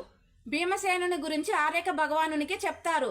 ఇక్కడ ఎవరో ఒక మానవుడు వచ్చాడు, మమ్మల్ని అందరినీ ఇలా యుద్ధంలో ఓడించి మమ్మల్ని అందరినీ చంపేస్తూ ఉన్నాడు అని ఆర్యక భగవాన్కి చెప్పగానే ఆర్యక భగవానుడు వచ్చి డైరెక్ట్గా ఎవడు వాడు చూస్తామని ఆర్యక భగవాన్ డైరెక్ట్గా వస్తాడు భీమసేనుని దగ్గరికి. అయితే భీమసేనుని చూడగానే తన ముని మనమరాలు అయినటువంటి కుంతీదేవి కుమారుడు అని తెలుసుకొని భీమసేనుణ్ణి, ఏరా మనవడా బాగున్నావా, మీ అమ్మ బాగుందా, నా ముని మనవరాలు కుంతీదేవి మీ అమ్మ బాగుందా, మీ అన్న తమ్ముళ్ళందరూ బాగున్నారా అని ఎంతో ఆప్యాయంగా పలకరిస్తాడు ఆర్యక భగవాన్ భీమసేనుణ్ణి. ఇక్కడ కూడా మాకు బంధువులు ఉన్నారా, ఈ లోకమేంది, ఈయనెవరు అని అన్ని కనుక్కుంటాడు భీమసేనుడు ఆర్యక భగవాన్ చేతి. ఇక్కడ హస్తినాపుర సామ్రాజ్యంలో ఏమి జరుగుతోంది అని ఆర్యక భగవాన్ తెలుసుకుంటాడు భీమసేనుని వలన. నన్ను చంపడానికి ప్రయత్నిస్తున్నారు, భీమసేనుని కౌరవులు చంపడానికి ప్రయత్నిస్తున్నారు అనే విషయాన్ని గ్రహిస్తాడు ఆర్యక భగవాన్. అయితే ఇప్పుడు కాకపోయినా భవిష్యత్తులో అయినా భీమసేనునికి ఈ 100 మంది కౌరవుల నుండి ప్రాణ ప్రమాదం ఉంది, ప్రాణాపాయము ఉంది కాబట్టి భీమసేనునికి ఇంకా బలవంతుణ్ణి చేయాలి, భీమసేనుని ఇంకా బలమైన వానిగా తయారు చేయాలి, ఎవరు ఏమి చేయలేనటువంటి బలవంతునిగా భీమసేనుని తయారు చేయాలి అని ఆర్యక భగవాన్, నీకు ప్రాణాపాయము ఉంది ఈ కౌరవుల వలన, కాబట్టి నేను ఒక అమృతాన్ని ఇస్తాను, ఈ అమృతాన్ని ఒక కుండ తాగితే నీకు 1000 ఏనుగుల బలం వస్తుంది, ఎన్ని కుండల అమృతాన్ని తాగగలిగితే అన్ని 1000 ఏనుగుల బలం వస్తుంది అని ఆర్యక భగవాన్ భీమసేనునికి చెప్పగా భీమసేనుడు ఏకంగా 10 కుండల అమృతాన్ని తాగేస్తాడు. అంటే అప్పుడు 10,000 ఏనుగుల బలం సంపాదిస్తాడు భీమసేనుడు. ఈ 10,000 ఏనుగుల బలం సంపాదించి 10 కుండల అమృతం తాగి బలవంతుడైపోతాడు. అయితే ఆర్యక భగవాన్ ఒక వరాన్ని కూడా ఇస్తాడు భీమసేనునికి. జై ఆర్యక అని నా పేరు తలచుకుంటే నీ శరీరాన్ని ఎంత పెద్దగా అయినా పెంచుకోవచ్చు, లేదా ఎంత సూక్ష్మంగా అయినా తగ్గించుకోవచ్చు అని ఒక మంత్రాన్ని ఉపదేశిస్తాడు. అదే జై ఆర్యక, జై ఆర్యక భగవాన్ అని మంత్రాన్ని ఉపదేశిస్తాడు ఆర్యక భగవాన్. దాంతో సంతోషంగా హ్యాపీగా హస్తినాపుర సామ్రాజ్యంలోనికి వచ్చేస్తాడు భీమసేనుడు. అంతవరకు ఈ హస్తినాపుర సామ్రాజ్యంలో అడుగడుగున పొదల చుట్టూ, అడవుల్లోన, పట్టణాల్లోన, ఇండ్లలోన భీమసేనుని జాడ కోసం వెతకని వారు లేరు హస్తినాపురంలో. ఇన్ని రోజులు ఎక్కడికెళ్ళాడో ఎవరికి అర్థం కావట్లేదు. ఈ భీమసేనుడు 10,000 ఏనుగుల బలం సంపాదించి ఇక్కడికి వచ్చి అందరినీ పలకరించగా నమ్మలేకపోతారు. ఇన్ని రోజులు ఎక్కడికి వెళ్ళావు భీమసేన అని అందరూ పలకరించగా భీమసేనుడు చెప్తాడు, జరిగినదంతా చెప్తారు. నా అన్నంలో విషం కలిపి నేను తినడం వలన ఆ విషంతో మత్తు ఎక్కి పడి ఉన్న నన్ను నదిలో పడవేయగా నేను నాగలోకానికి వెళ్ళాను, మీ ముత్తాతైన ఆర్యక భగవాన్ని కలిసి నేను 10,000 ఏనుగుల బలాన్ని సంపాదించాను, 10 కుండల అమృతాన్ని తాగి 10,000 ఏనుగుల బలాన్ని సంపాదించానమ్మా అని గర్వంగా అమ్మ కుంతీదేవితో చెప్తాడు భీమసేనుడు. అప్పుడు భీమసేనుడు జరిగినదంతా ఇలా చెప్తూ ఉండగా కుంతీదేవి, సైలెంట్ నాన్న, ఎవరికి చెప్పద్దు, మన పచ్చని కురు సామ్రాజ్యాన్ని విచ్ఛిన్నం చేయడానికి నాశనం చేయడానికి మనలో మనకు తగువ పెట్టేవారు చాలా మంది ఉంటారు. కాబట్టి ఈ విషయాన్ని, కౌరవులు నిన్ను చంపడానికి ప్రయత్నించిన విషయాన్ని ఎక్కడా కూడా బయట చెప్పకు అని భీమసేనునితో చెప్తుంది కుంతీదేవి. ఎంతటి మహోన్నతమైన వ్యక్తిత్వము! అందుకే ఈ పంచపాండవులు ప్రపంచం మరచిపోలేనటువంటి గుణవంతులు, ధైర్యవంతులు, సాహసవంతులు అయ్యారు. కానీ హస్తినాపుర వేగులు ఉంటారు కదా, ఏమైనా రహస్యాలు ఉంటే అది మహారాజు వారికి తెలియచేయాలి. కాబట్టి ఈ వేగులు వెళ్ళి హస్తినాపుర సామ్రాజ్యం యొక్క పెద్దవాళ్ళకి, అంటే భీష్ముడు, విదురుడు, వీళ్ళందరూ ఉన్నారు కదా, సత్యవతి, అంబిక, వీరందరికీ కూడా ఏదో ఒక విధంగా తెలిసిపోయింది భీముని చంపడానికి విషమన్నం పెట్టారు అని. ఈ విషయం తెలిసిన భీష్ముడు ధృతరాష్ట్రునితో హెచ్చరిస్తాడు, నీ కుమారుడైన దుర్యోధనునికి బుద్ధి చెప్పు. చెడు సహవాసాల వల్ల చెడ్డ బుద్ధి వస్తోంది, చెడ్డ పనులు చేస్తున్నాడు అని హెచ్చరిస్తాడు భీష్మాచార్యుడు. ఇక నుంచి జాగ్రత్తగా ఉండమని పెద్దలు అందరూ కూడా దుర్యోధనునికి సలహా ఇస్తారు. అక్కడ మంత్రి అయినటువంటి విదురునికి అన్నీ తెలిసిపోతాయి. ఆలోచించి ఇక్కడ కౌరవులకి పాండవులకి పడటం లేదు, ఈ విధంగా గొడవలు జరుగుతూ ఉన్నాయి, ఒకరిని ఒకరు చంపుకునేదాకా కక్షలు పెంచుకుంటూ ఉన్నారు అని చెప్పి ఈ కౌరవులను పాండవులను కూడా ఈ హస్తినాపుర సామ్రాజ్యం నుండి గురుకులానికి తరలించాలి విద్యలు నేర్చుకోవడానికి. ఈ విలు విద్య, గదా యుద్ధం, ముష్టి యుద్ధం ఇలాంటి విద్యలు అన్నీ, ఇంకా సకల శాస్త్రాలు, వేదాలు, ఉపనిషత్తులు ఇవన్నీ నేర్చుకోవడానికి గురుకులానికి తరలించాలి అని నిర్ణయం తీసుకుంటారు. ఈ నిర్ణయం తీసుకున్నప్పుడే అక్కడ కృపాచార్యుడు, దీనికి అసలైన తగినవాడు కృపాచార్యుడు. ఈ చిన్న పిల్లలతో సొంత మనిషిలాగా ఉన్నటువంటి కృపాచార్యునికి ఈ 105 మంది పిల్లలని కృపాచార్యునికి అప్పగిస్తారు విద్యను నేర్పించమని. ఈ కృపాచార్యుడు అంటే చిన్న పిల్లలందరినీ కృపాచార్యునికి అప్పగించారు అంటే కృపాచార్యుడు ఎంతటి నమ్మకస్తుడు.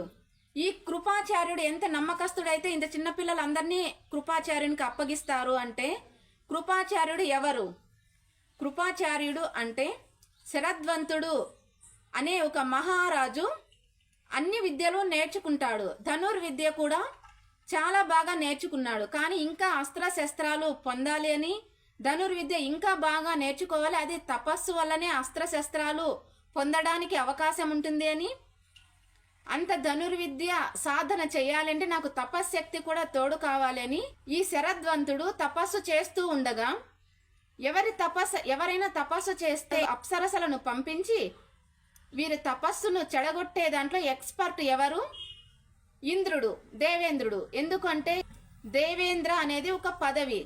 ఎవరైనా తపస్సు చేసే శక్తులను సంపాదించి, ఈ మహోన్నతమైన శక్తులను, తపశ్శక్తిని సంపాదించి దేవేంద్ర పదవికి ఎక్కడ ఎసరు పెడతారో, ఈ దేవేంద్ర పదవిని పొందటానికి వీళ్ళేమైనా తపస్సు చేస్తున్నారేమో అనే ఉద్దేశంతో దేవేంద్రుడు అక్కడ దేవలోకంలో ఉన్న అత్యంత అందమైన అప్సరసలను పంపించి వీరి తపస్సులను భంగం చేస్తూ ఉంటాడు. అదే విధంగా ఈ శరద్వంతుని తపస్సు కూడా భంగం చేయడానికి జలపద అనే ఒక అందమైన అప్సరసను పంపిస్తాడు.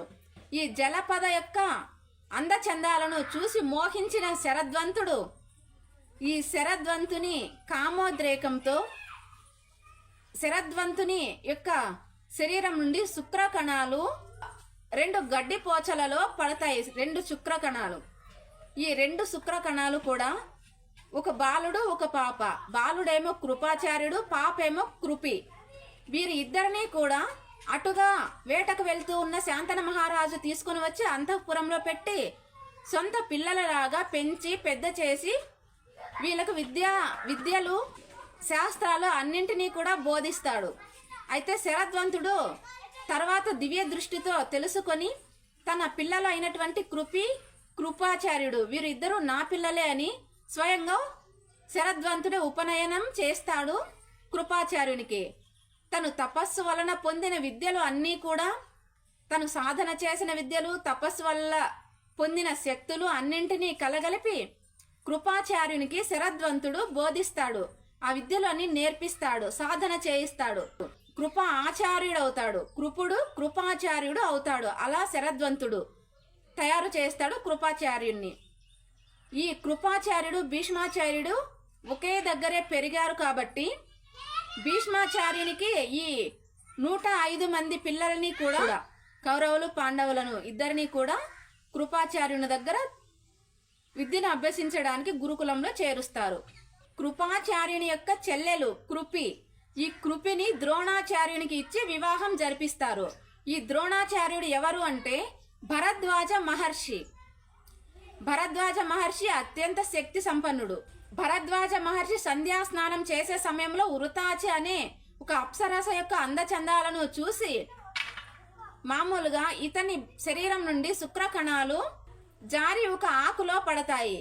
ఆ ఆకుని ఈ శుక్ర కణాలని అంటే వీర్యం అంటారు. శుక్ర కణాలని వృథా కాకుండా ఆకును ద్రోణిలాగా, ఇది పొర్లిపోకుండా ఆకును ద్రోణిలాగా చేసి ఈ భరద్వాజ మహర్షి ఒక బాలునిగా పుట్టిస్తాడు. అక్కడనే ఎవరు? భరద్వాజ మహర్షి ద్రోణిలో పుట్టినాడు కాబట్టి ఆకు యొక్క ద్రోణిలో పుట్టినందుకు ఇతనికి ద్రోణుడు అని నామకరణం చేస్తాడు భరద్వాజ మహర్షి. పాంచాల దేశపు మహారాజు సృషతుడు మరియు భరద్వాజుడు అత్యంత స్నేహితులు, సన్నిహితులు. వీరి స్నేహం వలనే సృషతుని కుమారుడు ద్రుపదుడు, ఇక్కడ భరద్వాజ మహర్షి యొక్క కుమారుడు ద్రోణుడు. అక్కడ సృషతుడు భరద్వాజ మహర్షి స్నేహితులు. ఇక్కడ వారి కుమారులైనటువంటి ద్రోణుడు, ద్రుపదుడు కూడా చిన్న వయసు నుండి స్నేహితులుగా ఉంటారు. పాంచాల దేశపు మహారాజు సృషతుడు తన కుమారుడు ద్రుపదుణ్ణి భరద్వాజ మహర్షికి అప్పగిస్తాడు. భరద్వాజ మహర్షి యొక్క కుమారుడు ద్రోణుడు. ఈ భరద్వాజ మహర్షి యొక్క ఆశ్రమంలో ద్రుపదుడు మరియు ద్రోణుడు బాల్యం నుండి స్నేహంగా విద్యలు అన్ని భరద్వాజ మహర్షి దగ్గర నేర్చుకున్నారు, చాలా విద్యలు. ఈ నేర్చుకుని కొంచెం యుక్త వయసు వచ్చిన తర్వాత పాంచాల దేశపు మహారాజు సృషతుడు మరణించగా ఈ ద్రుపదుడు తండ్రి మరణం వలన ద్రుపదుడే మహారాజు సింహాసనాన్ని అధిష్ఠిస్తాడు. అప్పటి నుంచి ద్రుపద మహారాజుగా పిలువబడతాడు. ఈ ద్రుపద మహారాజు చిన్ననాటి నుండి స్నేహితుడు అయినటువంటి ఒకే దగ్గర పెరిగి భరద్వాజుని దగ్గర విద్యలను అభ్యసించిన ద్రుపదుడు, ద్రోణుడు. ఇప్పుడు ద్రుపదుడు మహారాజు అయ్యాడు కాబట్టి ఎప్పుడైనా నా రాజ్యంలో అర్ధరాజ్యం నీకు ఇస్తాను అని చెప్పి ఉంటాడు ద్రుపదుడు. కానీ ఇవన్నీ మనసులో పెట్టుకోకుండా ద్రోణాచార్యుడు తన పని తను చేసుకుంటూ ఉంటాడు, తన విద్యలు నేర్చుకుంటూ ఉంటాడు. కానీ ద్రోణాచార్యుడు ఒక యజ్ఞం లాంటి, ఒక తపస్సు లాంటి ఒక జీవితాన్ని గడుపుతూ ఉంటాడు. ఆ జీవితం ఏంటంటే ఊంఛ వృత్తి. ఊంఛ వృత్తి అంటే ఎవరికైనా మనం దానం చేసేటప్పుడు ధాన్యము కింద పడిపోతుంది కదా, ఆ ధాన్యాన్ని ఏరుకొని ఆ ధాన్యంతోనే ఆ ధాన్యాన్ని ఆహారంగా మార్చుకొని అదే జీవనంగా కొనసాగిస్తూ ఉంటాడు ద్రోణాచార్యుడు. అది ఎంత గొప్ప విషయం అండి! వృథాగా పోయే ధాన్యాన్ని సేకరించి ఆహారంగా మార్చుకొని దాంతోనే జీవనం గడపడం అంటే తమాషా. అది ఒక మహాయజ్ఞమే కదా. అయితే కృపాచార్యుని చెల్లెలు కృపిని వివాహం చేసుకున్న తర్వాత ద్రోణాచార్యుడు పరమేశ్వరునికి మహా తపస్సు చేస్తాడు. ఎందుకంటే పెళ్లి చేసుకున్న తర్వాత కుమారులు కలుగుతారు కదా, ఆ కుమారులు ఎలాంటి వారు అలాంటి వారు కాదు, ఒక గొప్ప వ్యక్తులై ఉండాలి అని మహేశ్వరునికి తపస్సు చేసి అశ్వత్థామను పుత్రునిగా పొందుతాడు ద్రోణాచార్యుడు. ఈ ద్రోణాచార్యుడు పేదరికంలో ఉన్నా కూడా భార్య కృపి అన్న, కుమారుడు అశ్వత్థామ అన్న చాలా ఇష్టం. పంచ ప్రాణాలు భార్య బిడ్డ అశ్వత్థామలోనే నింపుకొని ఉంటాడు ద్రోణాచార్యుడు. కానీ తన పేదరికం వలన తన భార్య కృపిని కానీ తన కుమారుడు అశ్వత్థామను గని ఎప్పుడూ సుఖపెట్టలేకపోతూ ఉన్నానని బాధపడుతూ ఉంటాడు ద్రోణాచార్యుడు. ఒకానొక సందర్భంలో కుమారునికి పాలు కూడా తాగించలేనటువంటి పేదరికంలో ఉన్నాను అని బాధపడుతూ, అయితే తన పంచ ప్రాణాలను తన కుమారుడు అశ్వత్థామలో నింపుకున్న ద్రోణాచార్యుడు తన కుమారునికి పాలు తాగించడానికి ఒక గోవును కూడా, ఒక ఆవును కూడా సంపాదించలేనటువంటి పేదరికంలో ఉన్నందుకు బాధపడుతూ తను ఈ పేదరికం నుండి బయటపడాలి అంటే తన చిన్ననాటి స్నేహితుడు తన తండ్రి దగ్గరే విద్యను నేర్చుకుని ఒకే దగ్గరే పెరిగి ఒకే భరద్వాజుని దగ్గర విద్యను నేర్చుకున్న అంత చిన్ననాటి స్నేహితుడైన ఇప్పుడు ద్రుపద మహారాజు అయ్యాడు కదా. నా స్నేహితుడు ద్రుపద మహారాజు ఒక్క సమయంలో చెప్పాడు, నా రాజ్యంలో అర్ధ భాగం ఇస్తాను అని చెప్పాడు కదా.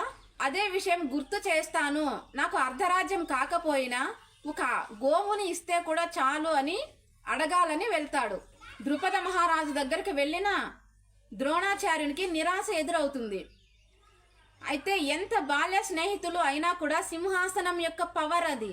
సింహాసనం మీద కూర్చుంటానే ఆ సీటు యొక్క పవర్, సింహాసనం మీద కూర్చుంటానే ఆ వైభవాన్ని వాళ్ళు మరచిపోలేరు, ఆ వైభవంలోనే ఉంటారు. నేను ఒక మహారాజుని, నేను చక్రవర్తిని కదా అనే ఒక మానసిక స్థితిలో ఉంటారు. కాబట్టి ద్రోణాచార్యుడు వెళ్ళి, నేను నీ చిన్ననాటి స్నేహితుణ్ణి, నేను ఒకే దగ్గరే విద్యను నేర్చుకున్నాము, నాకు నువ్వు అర్ధరాజ్యం ఇస్తానన్నావు, కానీ నాకు ఒక ఆవు చాలు, ఒక గోవు చాలు అని అడిగితే విపరీతమైన కోపం వస్తుంది ద్రుపదునికి. ఎందుకు అంటే మామూలుగా ఇవన్నీ ఏమీ చెప్పకుండా నేనేదో కష్టంలో ఉన్నాను, నా కుమారునికి పాలకి ఒక ఆవును కూడా సంపాదించుకోలేనటువంటి దీనస్థితిలో ఉన్నాను, నాకు ఒక గోవుని దానంగా ఇవ్వు అంటే ఇచ్చి ఉండేవాడేమో ద్రుపదుడు. కానీ ఇప్పుడు మహారాజు స్థానంలో ఉన్న ద్రుపదుణ్ణి మనం చిన్ననాటి స్నేహితులు ఎప్పుడో నువ్వు రాజ్యం ఇస్తానన్నావు అని అనగానే కోపంతో ద్రుపదుడు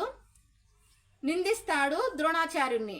నువ్వు ఒక అడవిలో తపస్సు చేసుకునే ఒక మునివి, నువ్వు ఒక పేద బ్రాహ్మణునివి, ముష్టి ఎత్తుకొనే అలాంటి బ్రతుకు మీది, నేను ఒక మహారాజుని, నీకు నాకు స్నేహమేంటి, ఫస్ట్ వెళ్ళవయ్యా ఇక్కడ నుంచి అని అంటాడు ద్రుపదుడు. అయితే ద్రోణుడు ఉన్న పరిస్థితిలో అవన్నీ గుర్తుకు వస్తాయి. సకల సుఖాలు అనుభవిస్తూ ఉన్న ద్రుపద మహారాజుకి ఆ కష్టకాలం అంతా మరచిపోయి ఉంటారు. ఎవరికైనా అంతే, ఇది మానవులకు సహజంగా ఉన్న ఒక బుద్ధి. అయితే ద్రోణుడు నిరాశతో కనీసం నా బిడ్డకు ఆకలి తీర్చడానికి పాలను పొందే ఒక గోవుని కూడా సంపాదించుకోలేని పరిస్థితిలో ఉన్నందుకు తనను తానే తిట్టుకుంటూ ఉంటాడు. అదే సమయంలో పరశురాముడు మహాబలవంతుడు, శ్రీ మహావిష్ణువు యొక్క అవతారమైన పరశురాముడు తనకు ఉన్న ఆస్తులు, తనకు ఉన్న డబ్బుని, ఐశ్వర్యాన్ని అంతటిని మునులకి, ఋషులకి, బ్రాహ్మణులకి, పేదవారికి దానం చేస్తూ ఉన్నాడు అని తెలుసుకొని ద్రోణుడు పరశురాముని దగ్గరకు వెళ్తాడు. అయితే పరశురాముడు అంతకు ముందే ఎన్నో రోజుల నుంచి ప్రారంభించిన ఈ దాన కార్యక్రమంలో అన్నీ అప్పటికే దానం చేసేసి ఉంటాడు, ఇంకా ఏది మిగిలి ఉండదు పరశురాముని దగ్గర. అప్పుడు ద్రోణుడు వెళ్ళగా ఈ పరిస్థితి చెప్తాడు పరశురాముడు. ఇప్పుడు నా శరీరము, నేను నేర్చుకున్న విద్యలు, నా తపశ్శక్తి తప్ప నా దగ్గర ఇంకా ఏమీ లేదు, నేను ఇప్పుడు ఏమి ఇవ్వగలను నీకు అంటే, నువ్వు భరద్వాజుని దగ్గర విద్యలు నేర్చుకున్నావు, కానీ అక్కడికంటే ఇంకా తపశ్శక్తితో కూడుకున్న అస్త్ర శస్త్రాలను నీకు నేను నేర్పిస్తాను, ఆ విద్యలను అన్నింటినీ నీకు నేర్పిస్తాను, అది మాత్రం నేను నీకు ఇవ్వగలను అని పరశురాముడు చెప్పగానే ద్రోణుడు అదే మహాభాగ్యంగా భావిస్తూ, మీ వంటి శక్తి సంపన్నులు, మీ వంటి అవతార పురుషుల దగ్గర నేను ఈ విద్యలు నేర్చుకోవడం అది నా సౌభాగ్యం అని చెప్పి ద్రోణుడు అక్కడ కూడా భార్గవాస్త్రం, నారాయణాస్త్రం ఇలాంటి శక్తివంతమైన అస్త్రాలను పొందుతాడు పరశురాముని నుండి. తను చిన్నప్పటి నుంచి నేర్చుకున్న విద్యలతో పాటు పరశురాముని దగ్గర ఇంకా అధిక శక్తివంతమైన అస్త్రశస్త్రాలను పొంది ద్రోణాచార్యుడు తన కుమారుణ్ణి తీసుకొని అటుగా వెళ్తూ ఉన్న సమయంలో ఈ 105 మంది బాలురు ఉన్నారు కదా, పాండవులు, కౌరవులు, ఈ రాజకుమారులు, రాకుమారులు అందరూ కూడా ఒక ఉద్యానవనంలో బంతి ఆట ఆడుతూ ఉంటారు. ఈ బంతి ఆట ఆడుతూ ఉన్న సమయంలో ఒక లోతైన బావిలో బంతి పడిపోయి ఉంటుంది.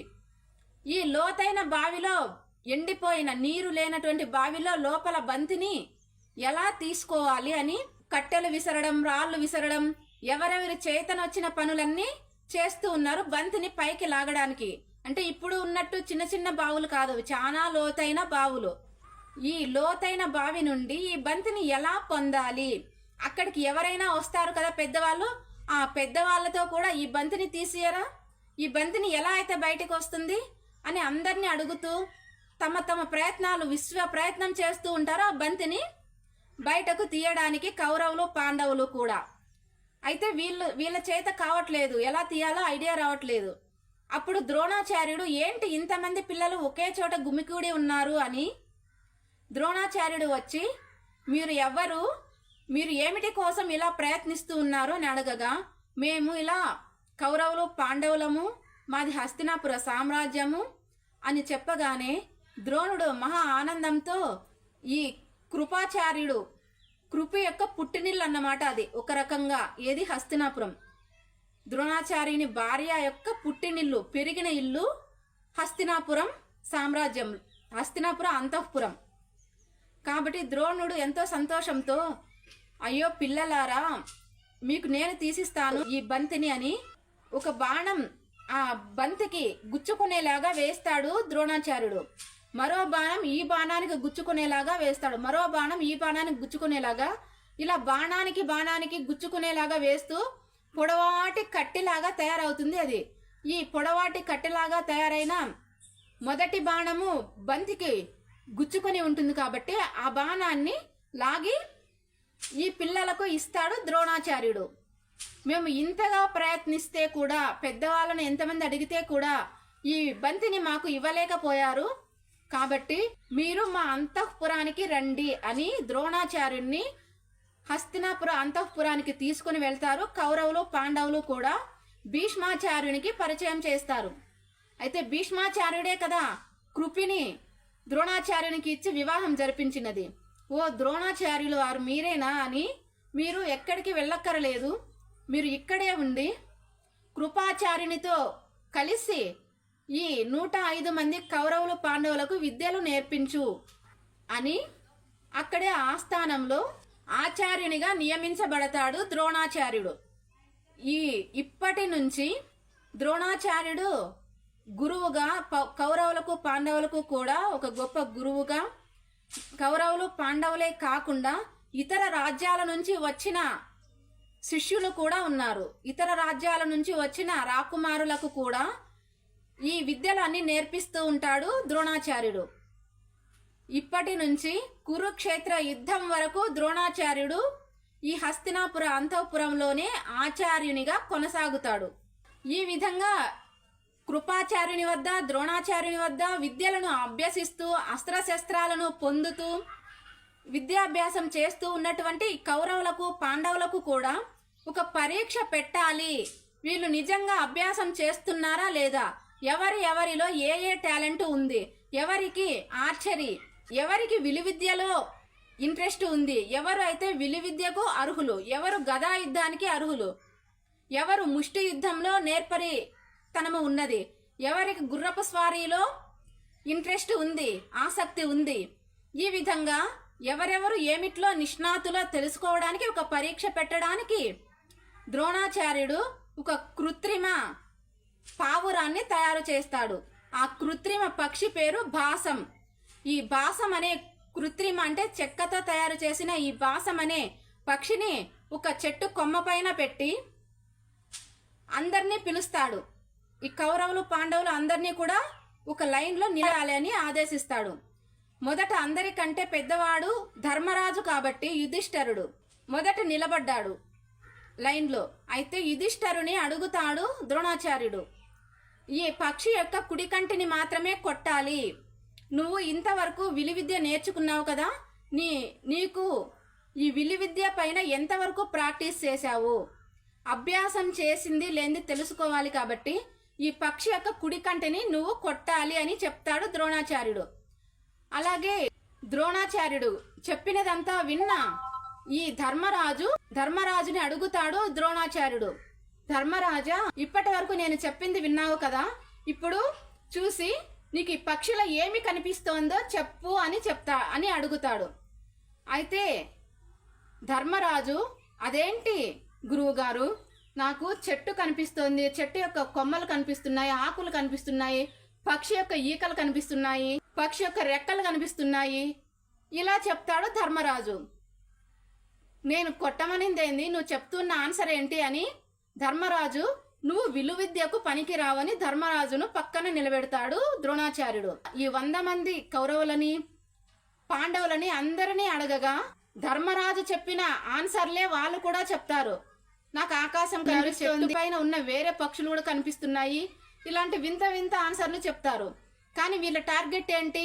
ఈ బాసం కృత్రిమ పక్షి యొక్క కుడి కన్నే వీళ్ళ టార్గెట్. ఇది వదిలి వేరేటివన్నీ చూస్తే ఏంటి ప్రయోజనం అంటే, మీరు ఎవరు కూడా విలువిద్యకు పనికిరారు అని కదా. పక్షి యొక్క కుడి కన్నే నీ టార్గెట్, పక్షి యొక్క కుడి కంటినే నువ్వు కొట్టాలి అని చెప్తాడు అర్జునునికి ద్రోణాచార్యుడు. అయితే తర్వాత అడుగుతాడు, అర్జున నీకు ఏమేం కనిపిస్తున్నాయి, ఈ పక్షిలో నీకు ఏమేం కనిపిస్తున్నాయి చెట్టులో అంటే, అర్జునుడు చెప్తాడు, నాకు పక్షి యొక్క కుడి కన్ను తప్ప ఇంకా వేరే ఏమీ కనిపించట్లేదు గురువుగారు, మీరు కొట్టమంటే కొట్టేస్తాను అని చెప్తాడు. అప్పుడు ఓకే, నీ విల్లును సంధించి బాణం వదులు అని చెప్తాడు ద్రోణాచార్యుడు. అలాగే విల్లును సంధించి బాణం వదలగా పక్షి యొక్క కుడి కంటిలో దూరి అవతలకు వెళ్ళిపోతుంది అర్జునుని యొక్క బాణం. నిజమైన విలుకాడు, విలువిద్య నేర్చుకునే అర్హత నీకు మాత్రమే ఉంది అర్జున అని అర్జున్ని అప్పటి నుంచి అర్జునుడే తన ప్రియ శిష్యునిగా మారిపోతాడు ద్రోణాచార్యునికి. ద్రోణాచార్యుడు ఒకరోజు సంధ్యాస్నానం చేయడానికి తన శిష్యులు కౌరవులు పాండవులతో కలిసి నదికి వెళ్ళగా నదిలో మొసలి నోట్లో కాలు ఇరుక్కుపోయింది. మొసలి నోట్లో తన కాలు ఇరుక్కున్న ద్రోణాచార్యుడు భరించలేనంత నొప్పితో గట్టిగా అరుస్తూ ఉన్నారు. అయితే ఈ 105 మంది కౌరవులు పాండవులు కూడా అక్కడికి వస్తారు. ఏమి జరిగింది గురువు గారు అని అడుగుతారు. అక్కడ గురువు గారు యొక్క కాలు మొసలి నోట్లో ఇరుక్కుంది అని తెలిసిన అక్కడ ఉన్న 105 మంది కూడా 104 మంది కౌరవులు పాండవులు కూడా భయంతో పక్కకి వెళ్ళిపోతారు అక్కడ మొసలి ఉంది అని. అయితే అర్జునుడు ఒక్కడే, అమ్మ గురువు గారి కాలుని ఒక ముసలి పట్టుకుందా అని ముసలి యొక్క నోటికి బాణం వేయగా 2గా చీలిపోతుంది ముసలి యొక్క నోరు. అప్పుడు గురువు గారు బయటికి వచ్చేస్తారు. అప్పుడు ఉన్న 105 మంది శిష్యులు కూడా దగ్గరికి వచ్చి, ఏం జరిగింది గురువు గారు, మీరు ఎందుకు అలా అరిచారు? అవును, అప్పుడు ముసలి పట్టుకుంది కదా మీ కాలును, ఏమైంది మీ కాలికి రక్తం వస్తుందా, ఏం జరిగింది, నొప్పిగా ఉందా అని అందరూ అడుగుతున్నారు. కానీ గురువు గారు ఏమి చెప్పదలుచుకున్నారు అంటే, అర్జునుని దగ్గరకు వచ్చి, నువ్వే నా ప్రియమైన శిష్యునివి అర్జున, నిన్ను ఈ ప్రపంచంలోనే మేటి విలుకాడిగా నేను తయారు చేస్తాను, నా విద్యలు అన్నీ నీకు ధారపోస్తాను, నా తపశ్శక్తితో సంపాదించిన అస్త్రశస్త్రాలు కూడా అన్నింటినీ నీకు నేర్పిస్తాను అని చెప్తాడు ద్రోణాచార్యుడు. ఈ ప్రపంచంలోనే మేటి విలుకాడిని చేస్తాను అని అప్పుడే చెప్తాడు ద్రోణాచార్యుడు. ఎందుకంటే అందరూ పారిపోగా అర్జునుడు ఒక్కడే ఒక ముసలితో పోరాడటానికి, గురువుగారి కోసం ఒక ముసలితో పోరాడటానికి సిద్ధపడ్డాడు. అది చిన్న పిల్లలు కదా, చిన్న వయసు కదా, అప్పటికే అంత శ్రద్ధ ఉంది, అప్పటికే విలువిద్య పైన కూడా అంత పట్టు ఉంది అర్జునునికి. అంటే గురువుగారైన ద్రోణాచార్యునికి ఇలా చెప్పాలి అనిపించింది.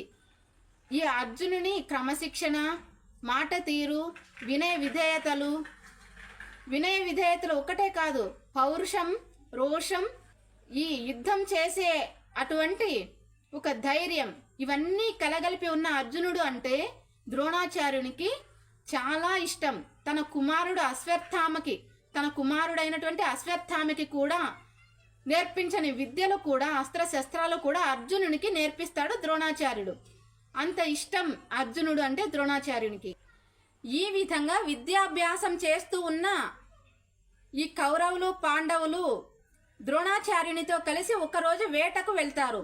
అక్కడ వేటకు వెళ్ళగా ఈ ద్రోణాచార్యుడు నేర్పిస్తూ ఉన్నటువంటి తీరు, ద్రోణాచార్యుని యొక్క విద్యను అంతటినీ చూసిన ఏకలవ్యుడు, హిరణ్యధనువుడు, ఏకలవ్యుని తండ్రి ఏకలవ్యుడు ద్రోణాచార్యుడిని గురువుగా పొందాలి అనుకుంటాడు. ఈ ఏకలవ్యుడు ద్రోణాచార్యుడిని అడుగుతాడు, నాకు కూడా విద్యను నేర్పించు గురువుగారు అని అడుగుతాడు. అయితే ద్రోణాచార్యుడు, నేను రాజకుమారులకు, రాజవంశస్థులకు మాత్రమే విద్యను నేర్పిస్తాను అని చెప్పగా నీకు నేను విద్యాదానం చేయలేను అని చెప్పగా నిరాశతో ఏకలవ్యుడు తిరిగి వెళ్తాడు. కానీ ఈ ద్రోణాచార్యుడు ఈ పిల్లలైనటువంటి 105 మంది కౌరవ పాండవులకు ఎలా విద్యను నేర్పిస్తూ ఉన్నాడు, ఆయన మాట తీరు, ఆయన నేర్పించే తీరు అంతా గమనిస్తాడు ఏకలవ్యుడు.